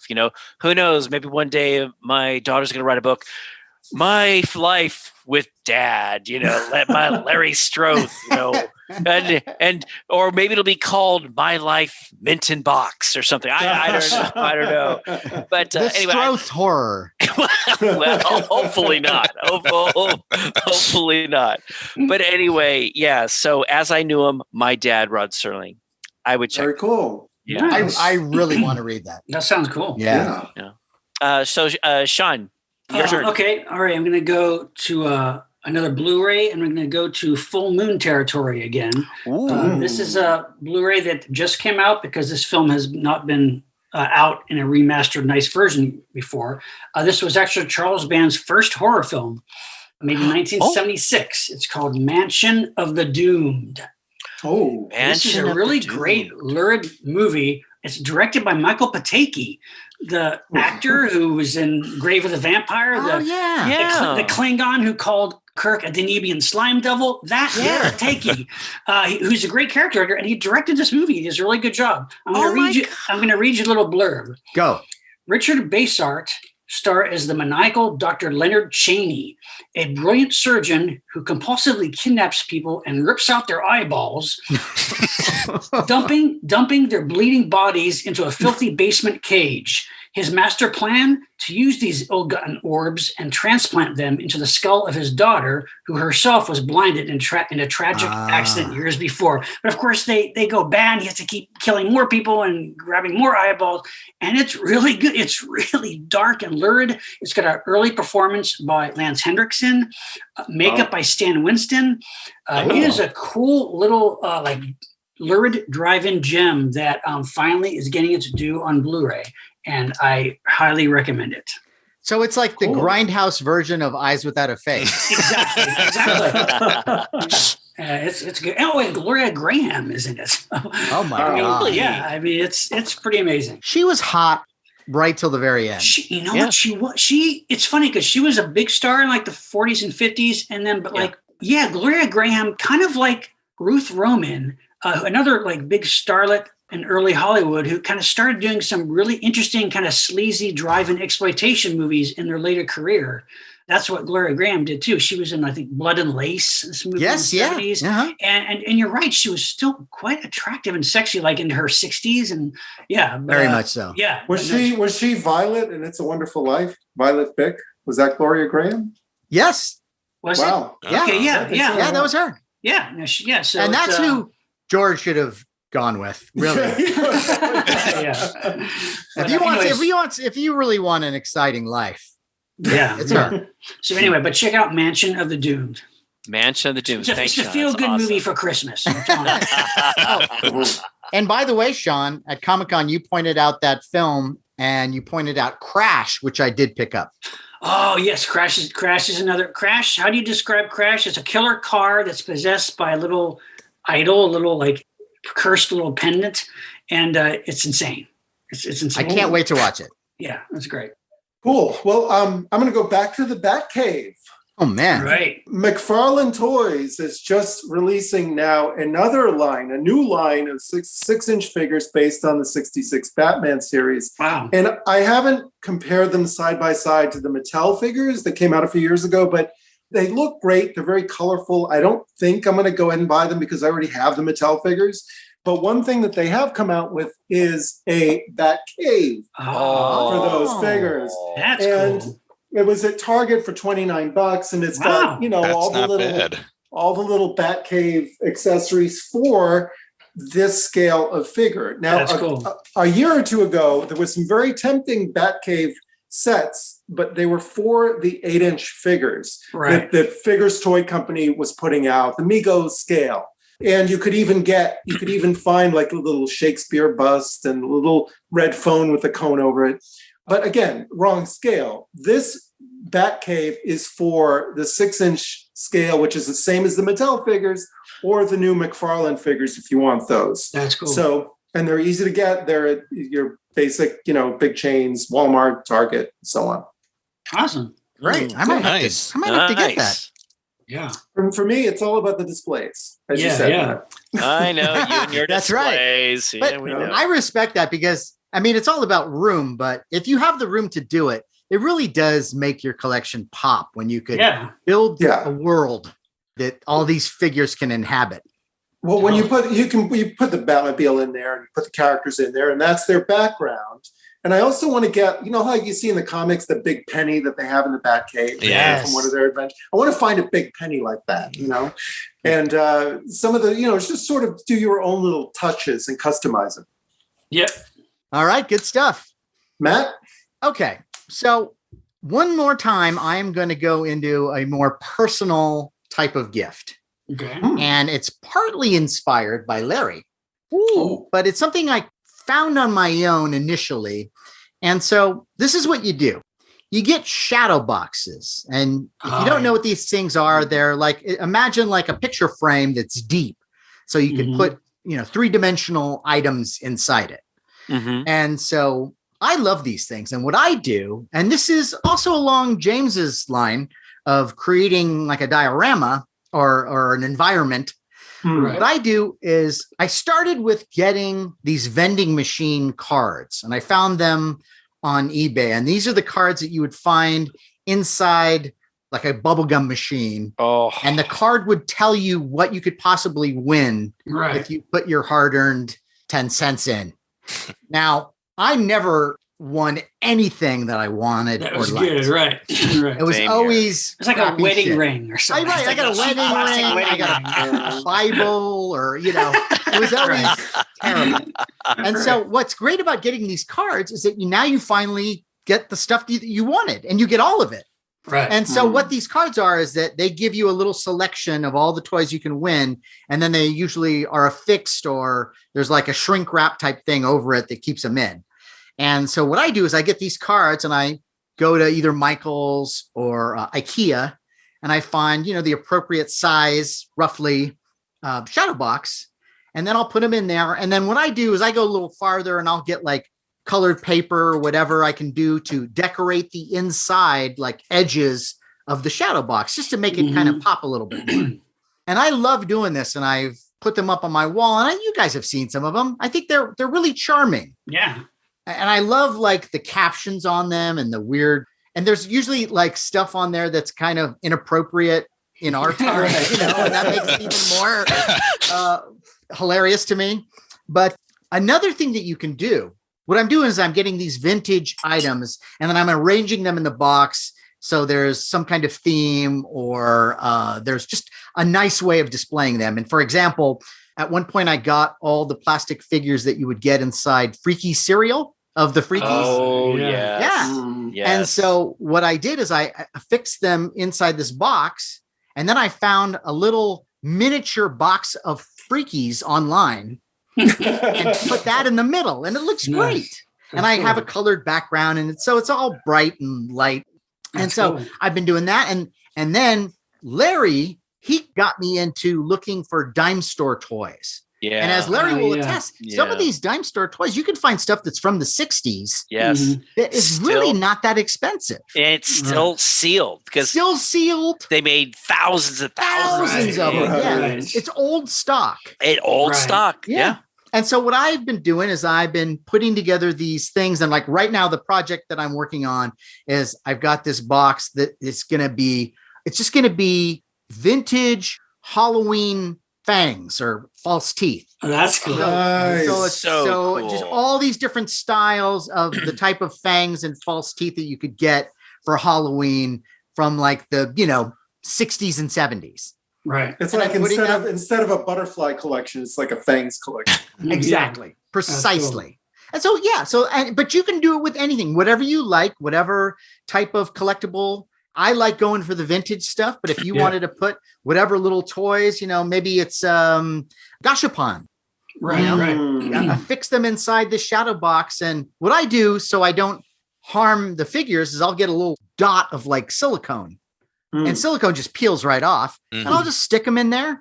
And that way, That's cool. if you ever wanted to take them out and still have the figure in good shape, you're not doing any harm. That's But cool. I love these things. And even though, you have to track down a bunch of different items, if you go to Michael's or IKEA, you can find these shadow boxes for not that much money. Yeah. Oh yeah. And then just fill them with whatever you want. And Right. I'm telling you, that makes a really nice gift. People see this, it's like ready to go on the wall. Yes. And it might take a little bit of work, but I think it's worth it. And I think you'll Yeah. have fun doing it.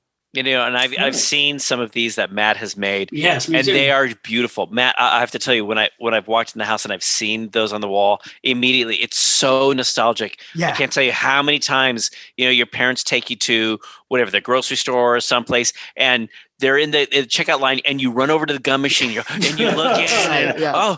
and then you try to pester your mom for a dime or a nickel or a quarter, and you're hoping to get that little skull figure, Yeah, something cool. and then you put the coin in, and then you get, like Sean said, the stupid wedding ring, Oh, man. Yeah. And so seeing them presented like you have, it's so awesome. It takes and I you love back. how the teeth thing that you're working on is That's so cool. I love all those teeth. I had a couple of those when I was a kid, but you have some beautiful displays there. So yeah, I think it's a great idea. Yeah. And I will take some pictures of them and I will put them online so you can get an idea of what I'm talking about. Cool. Yeah, I'd love to see these. There you go. I will do it. Matt, you have to call it Fangs for the memories. Oh man. It has been decided. Oh my God. That's what it is called. I get to this is so great. You guys have brought out so many really cool items for our listeners. Some things I didn't know about, so this is great. But boy, what do you guys say we do like a lightning round? Throw maybe like 2 or 3 out. Really Lightning fast. round. Okay, Right. what do you say? Cool. I think it's a wonderful idea, Larry. Yes. Let's do Great. it. So, Kevin, why don't you start us off on our lightning round? Sure thing. Lightning round pick number 1. Criterion has put out The Incredible Shrinking Man on Blu-ray. I saw If you're that. a fan of that, Yeah. pick it up. Yes. Yeah. One Is of the there- greatest movies of all time. It really is. Yeah. Is there like commentary on that too? Like They usually, Probably- I haven't probably checked. Tom Yeah, Weaver or like somebody, they always load it up with stuff. Yeah, to I'm sure do it's on gonna those be. things. So Especially yeah. these days, they load it up. Yeah. There was a Yeah. time when there would be like, it comes with the trailer. yeah. Extras include chapters. Yeah, right. There's an Remember those days? essay by my uncle. Yeah. Well, I think in today, like, because physical media is kind of turning niche, you kind of have to do that extra Isn't it hard interesting yourself. though? with. That's kind of true. Like I think in a way, like you thought, well, it's going to die out, but no, it's become No, more specialized. We're So kind for of lucky. us, it's great. Yeah, Because it's like- I love if- physical media, so if it's they're great. gonna compete with streaming, they got to up the ante. They have big It's time. really interesting. Yeah. Like, who would have thought? I think that's so great. It's Yeah, just and it really is. these niche companies have just buku Yeah. bucks over Yeah. the And past 10 years. So I really hope it's working for them too. I think I it want is. them around. They just keep Yeah, going. There's Yeah, so much seems to be stuff all right. coming out now. Yeah. Yeah. So I would think that it is. Yeah. it's doing great. So Yeah. that's my pick for Very good. this one. Do you have any more, Kevin? Because this is a lightning round. You can do a couple in a row if you have a couple more. Well, Universal Studios put out a few of their monster movies on 4K. Invisible Man, Frankenstein, Wolfman, and Dracula, and they all look fantastic. Wow. I've watched is there them. much? Is different? Yes. Because Yes. like I have that Blu-ray set. and, like, do I have to I've buy watched- them again now? I know. I if bought you're the into Universal detail. monster movies about 3 times now. Yeah, so. same It's here, like Jay Leno's line. How many times do I have to buy Meet the Beatles? Yeah, I know. if you've got the 4K setup, I actually was kind of floored by something. I Oh mean, my Invisible gosh. Man, I can see every stitch in Oh, Claude man, Rains' really? row, and it was like, wow. Jeez, I didn't think okay. you could go further than that, but Right. yeah. So Well, give it a that'll be shot if you Soon like it'll like be it. like next round. holographic Yeah, projection. is even Yeah. Dracula just- looked great. I was like, wow, I've never Wow. seen it this clear before. Wow. So Yeah. Wow.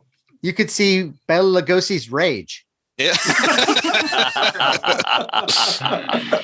Wow. Okay. Very Yeah. good. Cool.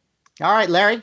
Sean, I think a while back you got this really cool figure of the green slime, right? Yeah, actually there were 2. And Yeah, they- there's like a glow in the they were dark big. one, and Yeah, the big ones. Yeah, Yeah, the big ones. And the thing about them Right. is there weren't a lot of them. So if you missed out, it's like, oh man, how can I get my green slime figure? Well, Monstars Yeah. has come out with the green slime retro action figure. Now it's Mhm. smaller, but it's still so cool. It It's ranges very cool. it goes about $30. It's about 3.75 inches. You can kind of move its little arms a Mhm. little bit. But hey, again, you want to play with your Mars Attacks figures or your Star Wars figures. Now you Right. can add your green slime figure to this. So Yeah, but there's also because I have a glow in the dark one. There's a glow in the dark variant of it too, which is awesome. But Wow. yeah, no, I mean that's another thing. Like, green slime. Like how many decades were we waiting for like green slime Oh, my toys? God. And remember, like now it's paradise. Yes, no. it is. I'm totally with you. So I was like so excited about that figure. Now,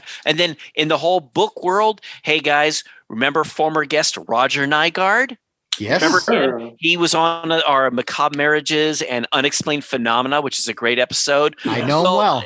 Well, Roger, he's this amazingly talented editor, and he works on some big shows. He wrote a book just released called Cut to the Monkey, a Hollywood editor's behind-the-scenes secret to making hit comedies. And Oh. and it is a fantastic book. Now look, if you're thinking of becoming an editor, or if you want to learn about how do they put together those comedy things? I mean, Rogers put it together, and it's a terrific book that you can find on Amazon. It's only about $25. And remember, he put together Trekkies and Suckers, Oh, The yeah. Nature of Existence. Yeah. And I so- was in Trekkies. that's right. But if you guys love comedies and you're fans of the TV show Veep or Curb Your Enthusiasm, Roger Nygaard is one of the main editors on those That's right. shows. So he really knows his stuff. So check out Cut to the Monkey, a Hollywood editor's behind-the-scenes secret to making hit comedies. Nice. And the last thing I want to know, look, for apparel, there's this I've picked up several things from this place. Wicked Clothes or Wicked Clothes Halloween shirts for witches. It's something I found on Facebook, and they have great t-shirts that are kind of dark in the sense that it's like it has a little kids that says, "Not today, Satan," or "Let's call the Exorcist." It has I've seen these. Michelle's got a lot of these. Yeah. This is great. Yeah. I got my daughter the Exorcist one, you know, and awesome. and there's one called Queen of Hell that I got for my kid, and of course Nice. my wife said, "You got to get one for me," so I got one for her. But there's one called Demon Cat. Anyway, it's like wickedclothes.com. It's Love it. t-shirts that have these really kind of twisted, dark, for the twisted creepy. nerd and all that. Yeah. So I like it. I would check out wickedclothes.com for that great holiday gift. Love it. Cool. Okay, all right. So I have a few here. Well, speaking of The Exorcist, Larry, actually at this Comic-Con, I saw this and I really liked it. Something that I'm sure we would all like. It's another of the geeky tikis. Oh, yeah. They put out, I mean, every Look at franchise, that. every horror sci-fi franchise there is, and they put out an Exorcist Reagan one. James was just holding up his, he got one. And it's just, I mean, some of these geeky tiki mugs aren't still great. Some of them are really great. And of course it depends on characters you're into, but the Exorcist one is great because it's just got that great kind of like caricatured face of Reagan. And it's in that kind of like that bone white, which is color, which is really cool. And it just, that one works. That one pops. Yes. I think it's great. I think it'll be a great gift. Another book that I just saw came out, which I know Matt will be getting. It's the Buckaroo Bonsai Collector's Compendium. This is a book. It's all the marketing and promotional materials for the film, all the artwork, cast interviews. It's an independently published book. Dwayne Todd wrote it, and it's all like the merchandise and the promotional material for the movie Buckaroo Bonsai, the ultimate cult sci-fi movie. So we got to pick up that. And of course, speaking of NECA also, something I also saw at Comic-Con was NECA's put out the full on all fours werewolf from American Werewolf in London. And it looks great. It's like the dog wolf version. And I think it's got like two different heads, you know, one with like mouth open, one with it scowling. And it looks fantastic. And it's pretty decently priced. I think it's in like around the $60, $70 range, but it's nice, a good size and super detailed and looks just like the freaking thing in the movie. I pre-ordered that. Yeah, because I think that's the first time they ever put out a figure of that creature, you know. It's so big too. yeah. So because they put out like the nightmare creatures from David's Nightmares and the Nazi demon and all that. Right. Those are cool too, but like never the actual full-on werewolf. So there you go. Another great one from NECA. Cool. I really hope they do a David Naughton and Griffin Dunn fix. Yeah, they really should. Those. Yeah, like Griffin Dunn all decaying. Yeah, that would be fantastic. Yep. Yeah. And Jenny Agutter in the shower. Why'd you have to say her name? With a see you next Tuesday poster that comes with it. See you next Wednesday. See you next Wednesday. This Wednesday. Okay. I want the walkabout figure. What are those figures? Well, Sean, this is something I'm a little surprised you haven't mentioned, is that a company called Jada has just released 6-inch figures of Count Chocula and Frankenberry. Really? They're Figures, not really. No, they're movable figures, and they come with alternate heads and miniature cereal boxes. Holy crap! And these things are freaking gorgeous. Yes. Finally, so $20 each. That's cool. That's because they've had bobbleheads, they've had like super deformed, like but never like just So hopefully they'll do Fruit Brute and Yummy Mummy as well. And Blueberry, yeah, sure. And Blueberry, yeah. Oh, wouldn't that be one? Very cool. Very nice. Yeah. Also, NECA puts out kind of a subdivision called Toonie Terrors, which I'm not a huge fan of because they're caricature-y. Yeah. But they did a couple of months ago come out with a fairly good likeness of the Grady sisters. Those I kind of like. Yeah, those are pretty good. Yeah, and it's $20, so it's really not bad. Yeah. They call them the Grady twins, although technically I don't think they're twins. But the other day in Target, I saw that they had come out with one for the minor from My Bloody Valentine. Wow. So you got to give him that, right? Yep. Yeah, it's cool. And then finally, sticking with NECA and superheroes, NECA has come out with a 1/4 line that I wasn't aware of. And these are 18-inch figures from the Batman, Michael Keaton, Tim Burton films.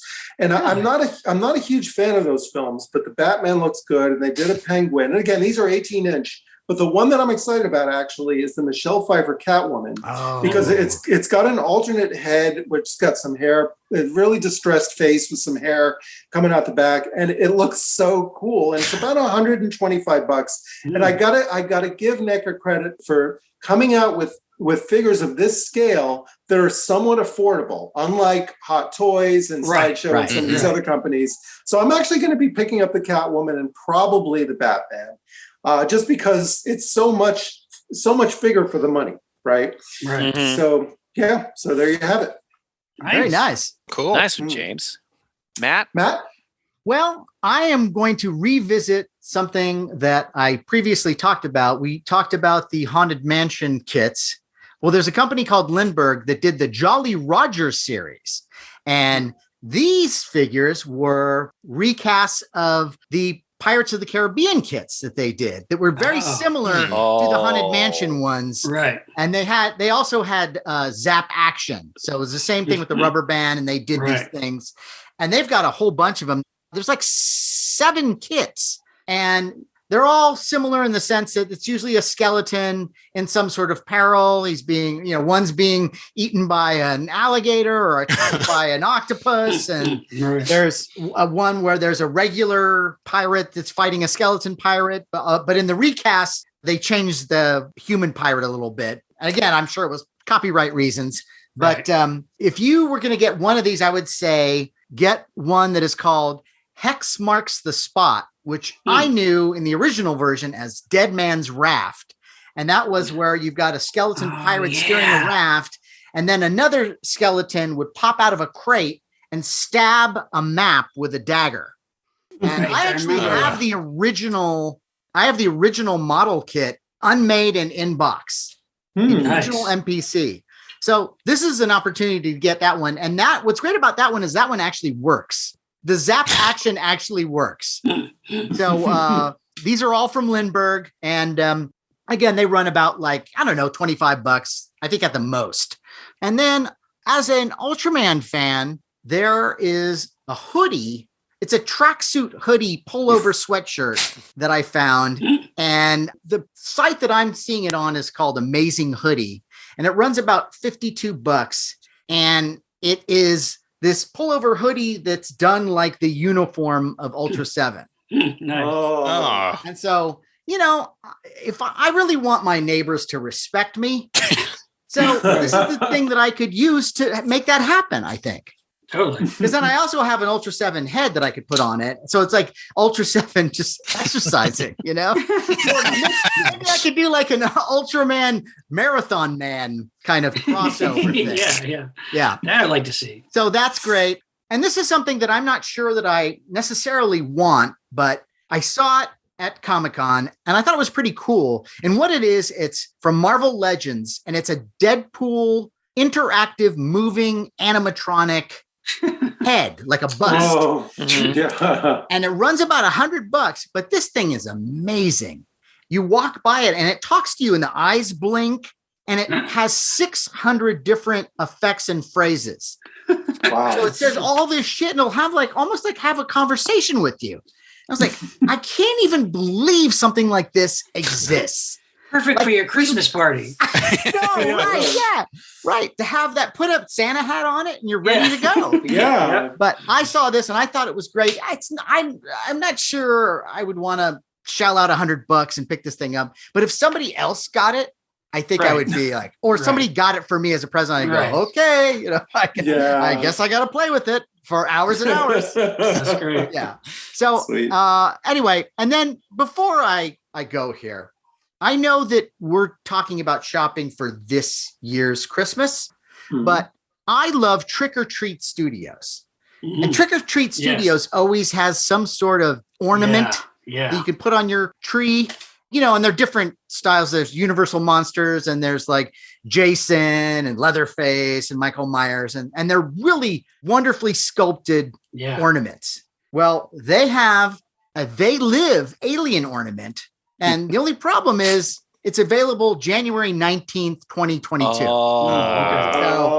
So you got to order it now and, just plan for next Christmas. You know what you do when you pre-order it? You cut out a little picture, put it in a little box. There you go. And then I could say, Matt, this is coming to you. That's great. That's Just what like you do. this. You Just could like even photos. hang the cardboard cutout on the Sure. tree. Yeah. And they also offer They Live wrapping paper, Oh, nice. which I think is really cool. That's just all this, Consume. the wrapping paper just consume and Yes. stay asleep and all this kind of stuff. That's And great. that's out of stock though. But Oh, great. But you know what? If Tease you me. really wanted to spend just a little bit of time, you could probably make this on your printer. No. Yeah. Sure. Yeah. No. Yeah. But anyway, It's good. I love that stuff. And last but not least, if you're completely stymied of what to get someone, there's one gift that you can get for anyone in your family or your family of friends, and that is a Cthulhu statue. Yeah. Any of course. size, any brand, homemade or manufactured. It's the holidays, and Cthulhu will not be ignored. It would also go great in the nativity scene. So there you go. That's my holiday gift list. Wow. Nice. These are Oh, great awesome. items, man. Hopefully, much listeners fun. got some good ideas. Yeah. Yes. Yeah. I got some great ideas. Yes. I won everything. Damn I you. know. I know. Everything. Well, this has really been fun. I've enjoyed every minute of this. But Great. Ken, thank you so much for being with us. Hey, Yes. thanks. I mean, you gave us some great suggestions for gifts. I you really guys too. You're a staple. Yeah. Yeah. Well, thank you. Yeah. Now look, I know you're probably working on something. What are you doing now? Sea Demons put to the bed, but what are you doing now? Well, there's a lot of things I can't talk about, of course, but there's a few things I can. And you guys know Hop Toys, the people that made the Roman vinyl Oh. figure and all Oh, that. yeah. One of my Yeah. favorite pieces that I Yeah. own. Yep. This is my favorite figures. So they've recently gotten the license to the band Guar. I'm yeah. not sure. Yeah, that's really So that's funny. I'm in charge of sculpting all of their Guar toys. Wow. They had a pre-order for Odorous Orungus earlier this year. There's images online. I think you can still get some on Guar's website. Wow. And they've announced the next one. So Are they doing Sleazy P Martini? eventually they're apparently doing them all from what they told me. So Nice. I'm going to be doing all that. The second figure is done. So yeah, if sales keep up, then I'm going to keep doing That's the rest cool, of them. man. That's yeah. great. So check those out. Yeah. Make it a Absolutely. Guar Christmas. Yeah. Yeah. Yeah. Merry Guarmas, everybody. Yeah. Merry Their- Guarmas. Yeah. Yeah. Their robot monster figure is great. It's Oh my huge. I God. saw it at That's what it is. DesignerCon, It's the yeah. size of it. It's like a simple figure, but it's the size and the sculpt is just right. It's great. Yeah. And it's solid. It's a solid It's piece. good. Yeah. Yeah. You could bludgeon someone with it. You could kill someone. Well, it's got like real metal antennas on it too. Yeah. Yeah, So, it's yeah. more intimidating than the actual Roman in the film. Yeah. Yeah. Yeah.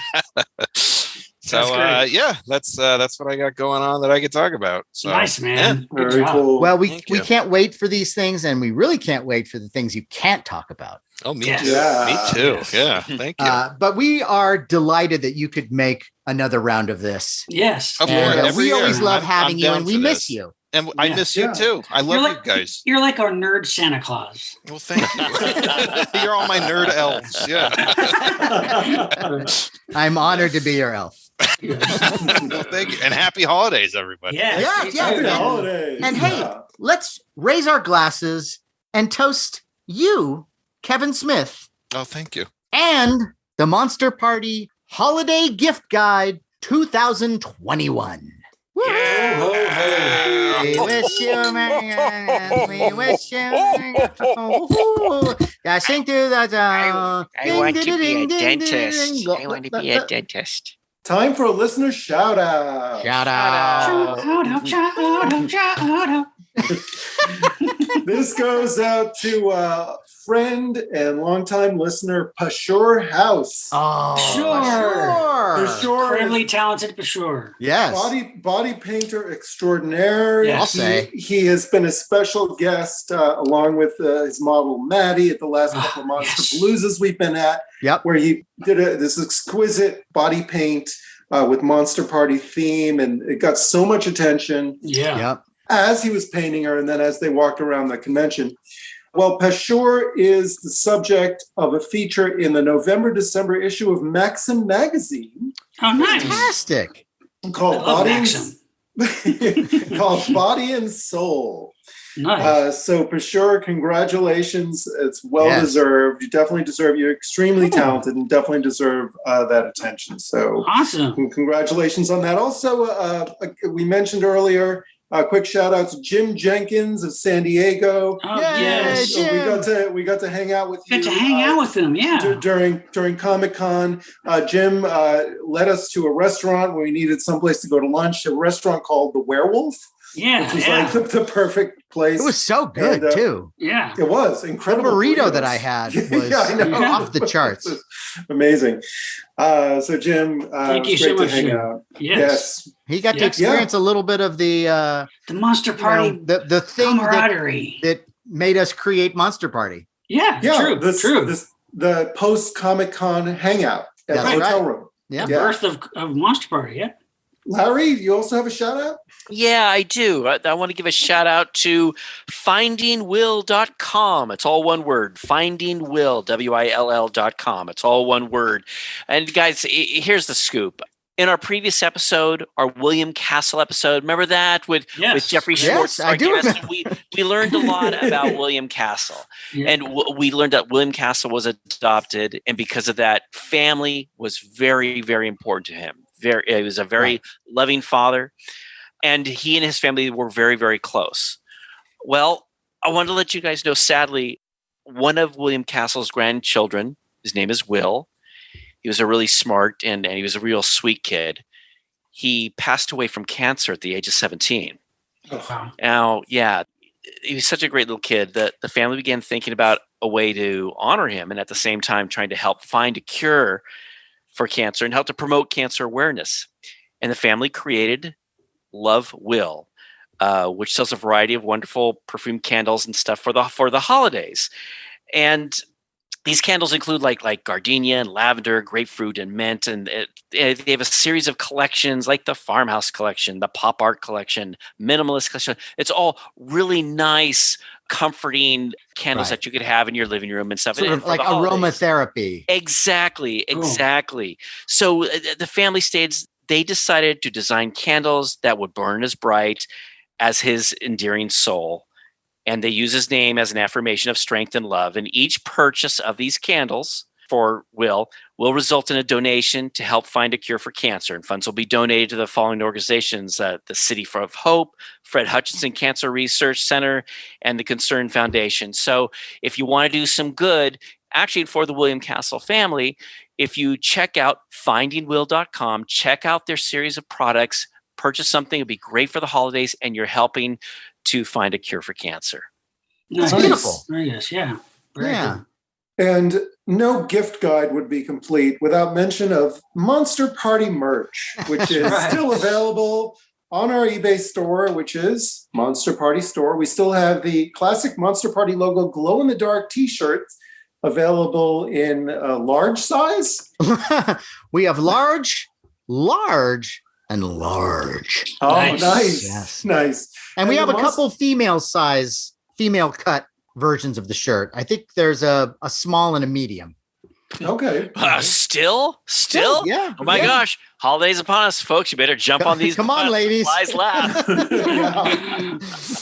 Also, the Monster Party PPE cloth mask still available. Yeah. You can never be too careful. The variants are still out there, unfortunately. Oh, yeah. So You can wear like that and a Santa Claus beard, together. It'd be cool. Oh, Sure. yeah. Oh, hey, that's a good idea. Maybe for a holiday version. Maybe for next year. We'll get that together. Yeah. A little attachable beard. Yeah. I love it. And an Omicron filter. We've got to put little blinking lights around it, too. Yeah. And if you're a Patreon member, every eBay purchase you make, you will get free swag, courtesy of Jason Lindsay and Biff Bang Pow Toys and creature creator extraordinaire Ted Haynes. Nice. Wow. So it's like there's so many Santas in this scenario. That's right.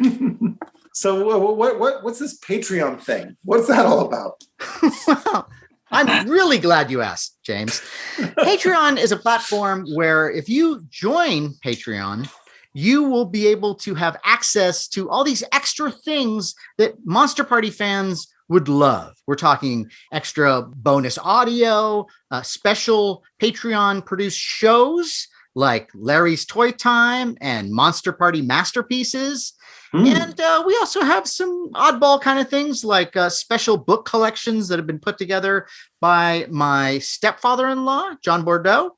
And so, yeah, I mean, we never know really what we're going to end up providing for the next round. I mean, we've been continually releasing footage from our epic Japan trip.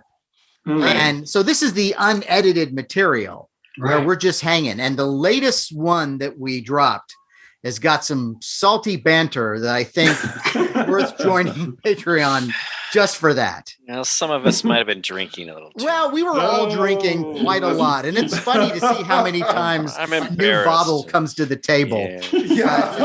But it was a lot of fun, certainly for me to watch again. And we have an interview with Dr. Z. And I'm telling you, there's a lot there that I think you'll really enjoy. So join Patreon and you will have access to this Santa sleigh of goodies. Matt, it's the holidays and, budgets are tight these days. So this sounds kind of pricey. Well, if you're a Grinch, maybe it is. But you're not a Grinch. No, we're not Grinches. No. And so get this. To join Patreon, all it takes is $5 a month. What? Are you kidding? $5? You can't buy a cheap paper moon monster for $5. No, that's amazing. You can't put vintage mistletoe in a shadow box for that money. Yes, $5. $5 gets you all these wonderful things. That's awesome. Yes. So this is what you do. You just go to Patreon. You go to Monster Party. You click join, follow the instructions, and hey, it's going to be a Merry Christmas or Happy Hanukkah or fill in the blank of whatever holiday you celebrate. And let's remind our listeners that you can find us on Facebook and YouTube at Monster Party TV. Our Twitter handle at Monster Party HQ. Instagram is also Monster Party HQ. And on whatever platform you're listening to us on, please take a moment and write a review. We would love to hear your thoughts, and we will read it on the air. Not only will we read it on the air, we will check it twice to find out who's naughty and nice. Oh. See what I did? Good night, everybody. I also want our listeners to know that on our YouTube channel, we now have videos categorized in playlists. So some of our earliest videos before we ever started streaming our podcasts are way in the bottom of our queue. But now if you go on our channel and find our playlists, you can see them organized, and many of them you definitely don't want to miss. And I would, since we're talking about Comic-Con, I would definitely point out we did a special show from Comic-Con 2013 where we just hung out in the hotel room talking about the con, having some drinks, lots of venting, lots of ranting, ranting about all sorts of different things. And it's fun. So if you haven't seen this video yet, and if you're a Monster Party listener, check out our YouTube playlists, and in particular, check out our Comic-Con 2013 videos if you have not seen them yet. I think you'll be glad you did. Yeah. And that episode that you're talking about there was even some drunken cinematography as well. On that note, I am Matt Weinhold. I'm Shawn Sheridan. I'm Larry Stroth. And I'm James Gonis. Keep America strong. And happy holidays. And let's not lose sight of what's really important. Like Blu-rays. Yeah, and action figures. And books. And family. Whatever. Get out Come of on, here. guys. Come on. Who are you? Yo, Who okay. are you? I'm going to go watch a Blu-ray.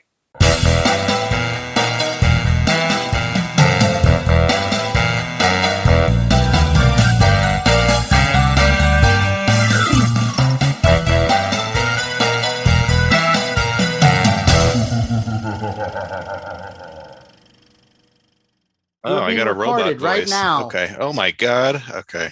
And Got it. Now we're going to bring James in. God help us all. Hey, All right, here we got Larry. Hi, Larry. Hi, Larry. Larry. Hi, guys. How's everyone doing? Kevin, so great to see you. Good to see and hear all Yeah. you guys do. Yeah. Oh, Oh, Kevin, yeah. I miss you, man. I miss you. guys. Yeah. Yeah, it's been a while.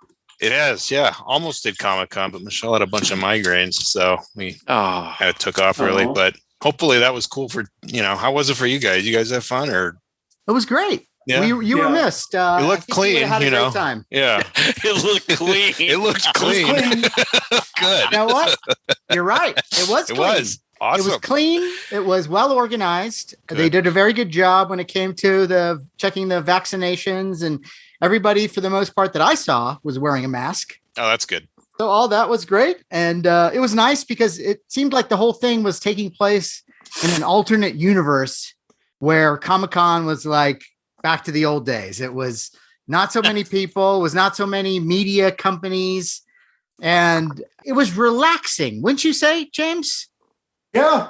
Yeah, there was no crowd control issues. There wasn't Wow. that extra.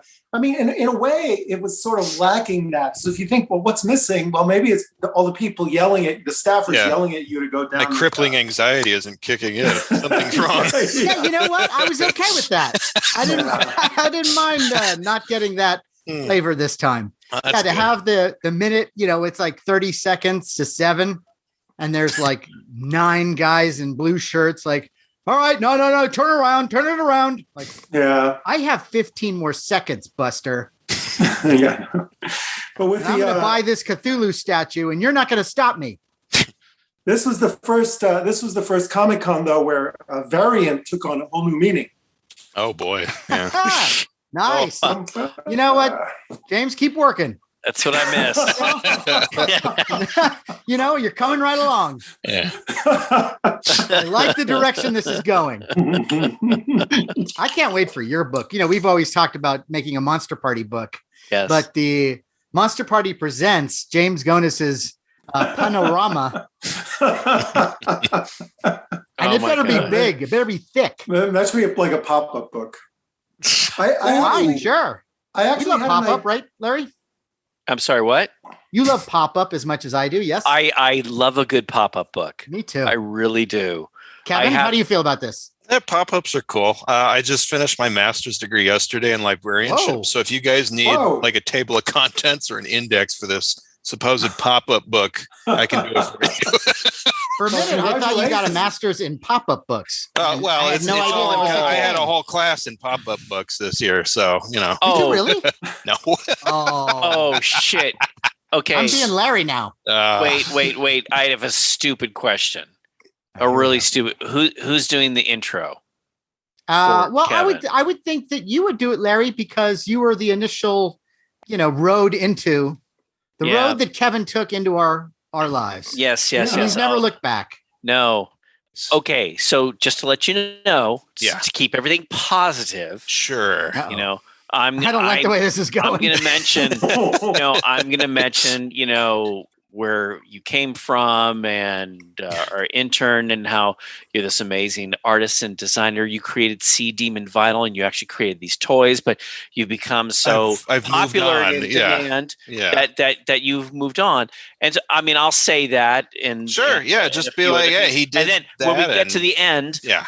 let's put, hey, it was a great experience. That whole Sea Demon vinyl. I had some things put out there. I'm still making the same thing. I just, for other people. So yeah. There's nothing Less wrong with stress that. for me. Let's exactly. just not be negative. Let's no. make everything a positive. Shawn Sheridan, direct from the laundry room.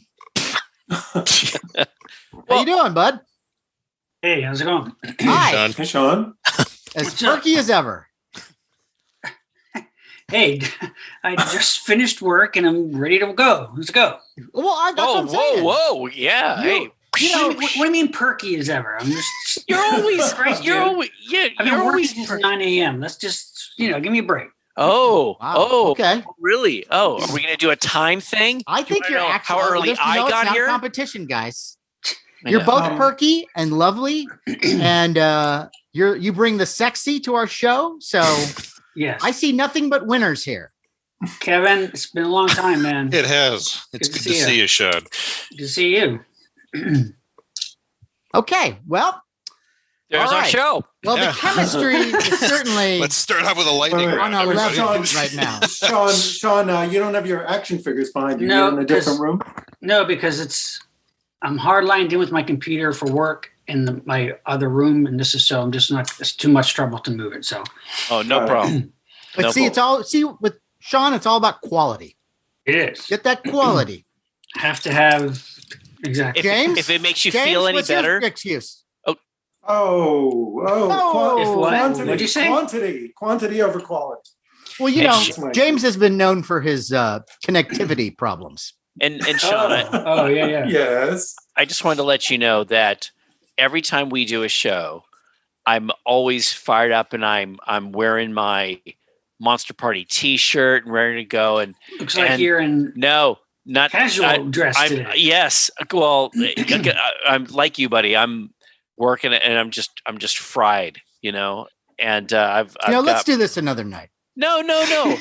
I wanted to tell Sean that I understand how he feels. And the funny thing is, I like to do it and it makes me feel a team. Sometimes I like to put on a Santa hat I see James has one. Okay. But And I'm like the only one.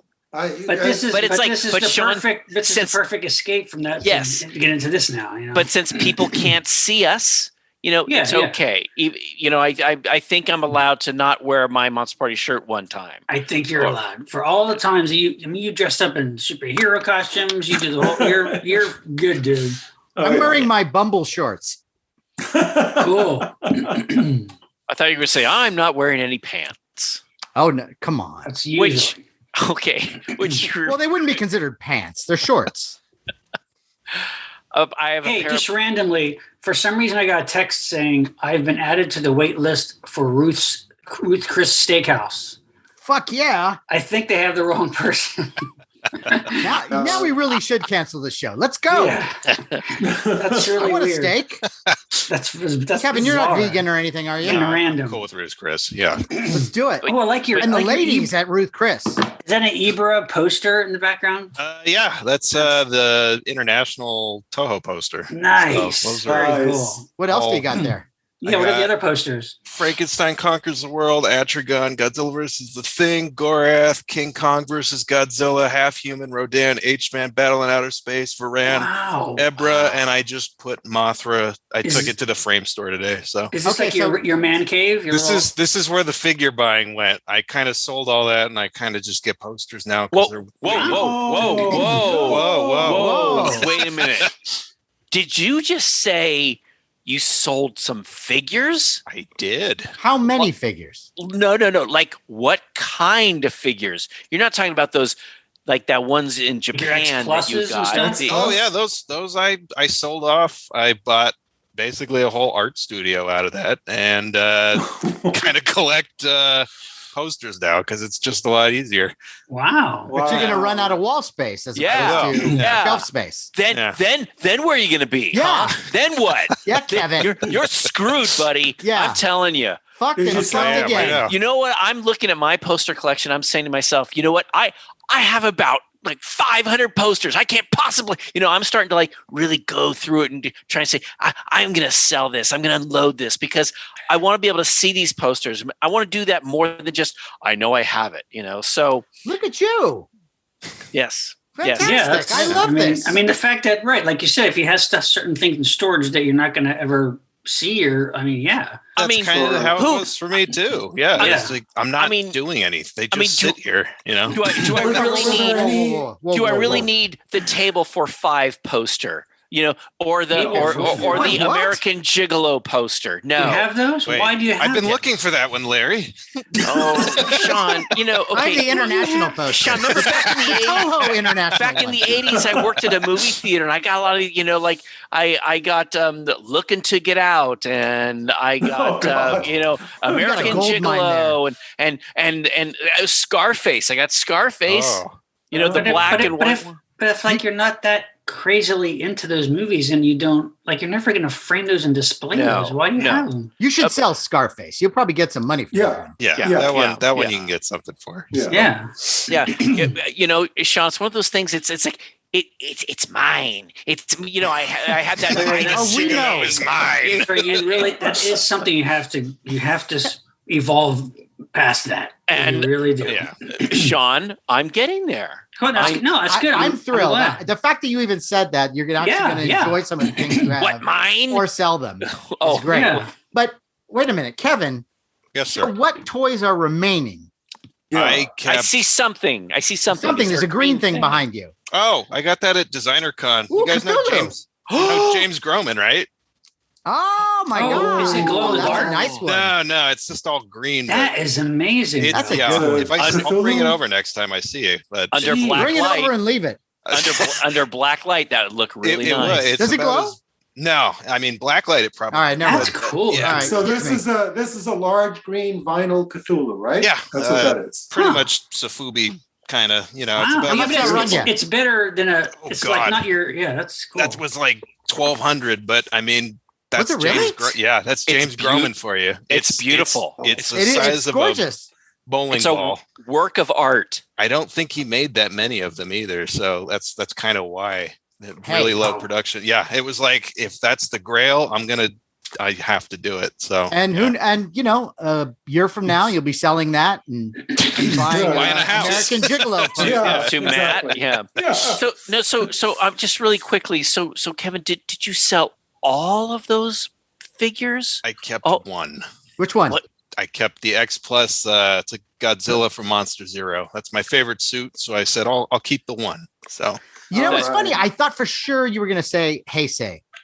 yeah, I love Showa. I mean, I love Heisei too, but just Showa has. This is a different Kevin Smith. I know. No, I don't like it. Well, it hit hard. Is this the same Kevin Covid Smith fucks that up we everything. went to Japan to? With? This is him. Like, Yeah. he was buying things left and right, and now he's like, Guys, Let me guess, you're allergic to shrimp now. no, and guys, no.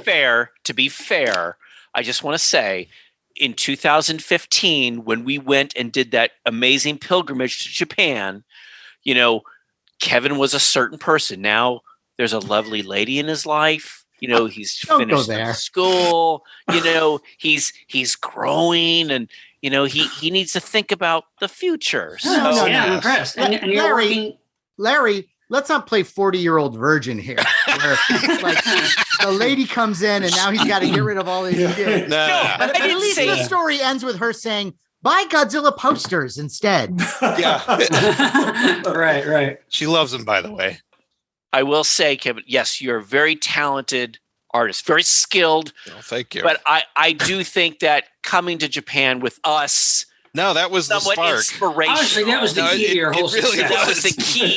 You're nothing Yes. without us. It's kind of true, though. I mean, I've networked with all you guys. I did. I remember like Larry, drinking sake with you at Yeah. Godzilla. You know, Oh, drunk with some toothless Japanese guy. But It was wonderful. Your yeah, work is still there, by the way. is it like? Yeah, because I when probably- Carrie and I went back, we went to Godzilla Yacht because I told her all about it, and everybody was still there. The old guy was still there. The bartender was still there. And there was your That's artwork. And they even hilarious. had Wow. our flyer. And we were I'm like, gonna go again. I'm gonna go down there. But By the way, if we can ever go into that country again. that's true. I don't know if you guys remember, but in her bar, she had that Godzilla decanter, and I asked her if it was for sale. She goes, "Oh no, it's very rare," and it is. But I've been able to find one. I'm on the fence right now because it is very expensive. But to have the blue one would be great. I have the clear one, but Now remember that it's also good to save money. Yeah. Yes, When that's things true. Things don't. Yeah, things could. Some things end. end at any Yes. time. Trust me. Larry. Yes. Don't go yes. crazy. Take it from guy. me. Don't scare me like that. Well, Oh, we'll practice some control. I mean, Do you have any You're right. cards? You're Do you right, have any- Sean. You're right, I'm Sean. just saying. I'm not going to get it. Do you have any credit card debt? Not anymore. That's fantastic. Way to go, Nice. Larry. Yeah. Yeah. Well, then now I take it all back. Buy Okay, yeah. everything. Yeah, buy a Godzilla slide. Yeah. woo. Okay. Well, this is great. This is great. Now I'm pulling a James on you. Yeah. Yeah. So, what do you All right, say? yeah, hold on. Let's start We this get thing. going. Yeah, Let's do it. this is Yeah. good. This is a tradition. Yeah. So, Kevin, we'll do our little. You'll figure something out. Yeah. Yeah. Yeah. Hold on, wait a minute. Yo, and is this just? Are we calling it just holiday gift guide? Is Yeah, it what- Monster Party Holiday 2021 Gift Guide or- 2021, right? Yeah. that's it. 2021 Monster Party Holiday Gift Guide 2021. Sounds good. Greetings, everyone. And welcome to a very special supply trip. Oh, fucker. Let me start it again. I knew I was going to fuck that up. Okay, one more time. Here we go. Is it One more kind of like festive holiday-ish? Fuck you. Go fuck yourself. I'm just saying, it's the holiday gift guide. Aren't you Why going to don't give you? Why don't you do that when you No. say it? Okay. The fuck you? Who the fuck No. do you think you were telling me? Give me direction. sicken me. Wait. Excuse me. So you don't take direction? So when Ridley Scott has you I in, don't and he take it goes, from you. okay. I'm an artist. God damn it! All right. I All was right. on Comedy on the Road with Yes. John Biner. I know. All right, Mr. Hello, Comical John. Artist. You do your thing. Because no one can give you ideas. Now Because you're you're talking. so brilliant. Okay. Here we go. All Do right. your go. fucking intro, for God's sake. Here we go. Merry Christmas. Where's Larry? I should wait a second. What? Larry's gone. Larry's We should gone? Wait for a second. Larry's gone. Bathroom break, I guess. Yeah. Yeah. Maybe. Yeah. Go check his calendar. Nice going, everybody. Yes. It's Yeah. fun. It really good so like, far. It really is like when you have the. It's like, oh, really? That's out. Like Ah, Yeah. I want I gotta everything. say, of all the like perennial shows that we do every year, this is my favorite. I love this. I have so much fun doing this. Good. Cool. Yeah, me too. Apparently, Larry doesn't think so. He's giving up. But, It's just a good end of the year roundup, you know? yeah. Like- Yeah. All Yeah. the stuff that came out this year. Yeah. Anyone see Maybe- Dune? Yeah. Yeah. Yeah. Yeah? Like it? No? Liked it. Yes? I loved it. Yeah. I liked it a lot. Yeah. Yeah. I liked it, and I can't wait for the next one. Yeah? Yeah. Hey, I got a show for you guys. What do you got? There is a show that apparently is a prequel to a show that I think was on Sci-Fi, and it was called Z Nation. Mhm. It was a zombie, like a sort of a Walking Dead type thing. Mhm. So they made a Netflix prequel to the show called Black Summer, which is what The Walking Dead should have been. Really? It's fast zombies. It's like viral fast zombies, but it is so exciting. Huh. And first of all, the shows are all different lengths. They're usually between 40 to 30 minutes. So, I mean, it hits the ground running. There's not a lot of over explanation of who the characters are. You kind of just meet these people and follow them. Do you have to have seen Z Nation? No, not at all. Oh, good. No, Okay. I watched one episode. Okay. This is like the beginning of the outbreak. Okay. It starts with people evacuating. Well, and hopefully then- it's better than Fear the Walking Dead. too. Oh my God. It's great acting. The acting is wonderful. It's really bleak. And you never know who is going to die. Huh. Okay. Wow. Yeah. Interesting. we watched a bunch of them. We finished it last night, and you zip right through this thing. It's so exciting. And the action, one of the things I really love about it is that they let scenes play out. There's not a lot of fast cutting, and you follow the action kind of, it's almost like you're doing like a found footage thing, but it's not. Right. Cool. Really great. And I was just talking about a show called Black Summer, Larry, that I think, you good, Larry? even though it's fast zombies, I think you might really enjoy it because it's like a super bleak version of The Walking Dead, but with good acting. Cool. So are you cool, Larry? Are you? I'm great. What happened? Were you just going to the bathroom? No. You guys didn't have to stop. I mean, Well, I'm not going to. We're not going to. We want you. No, to but yeah.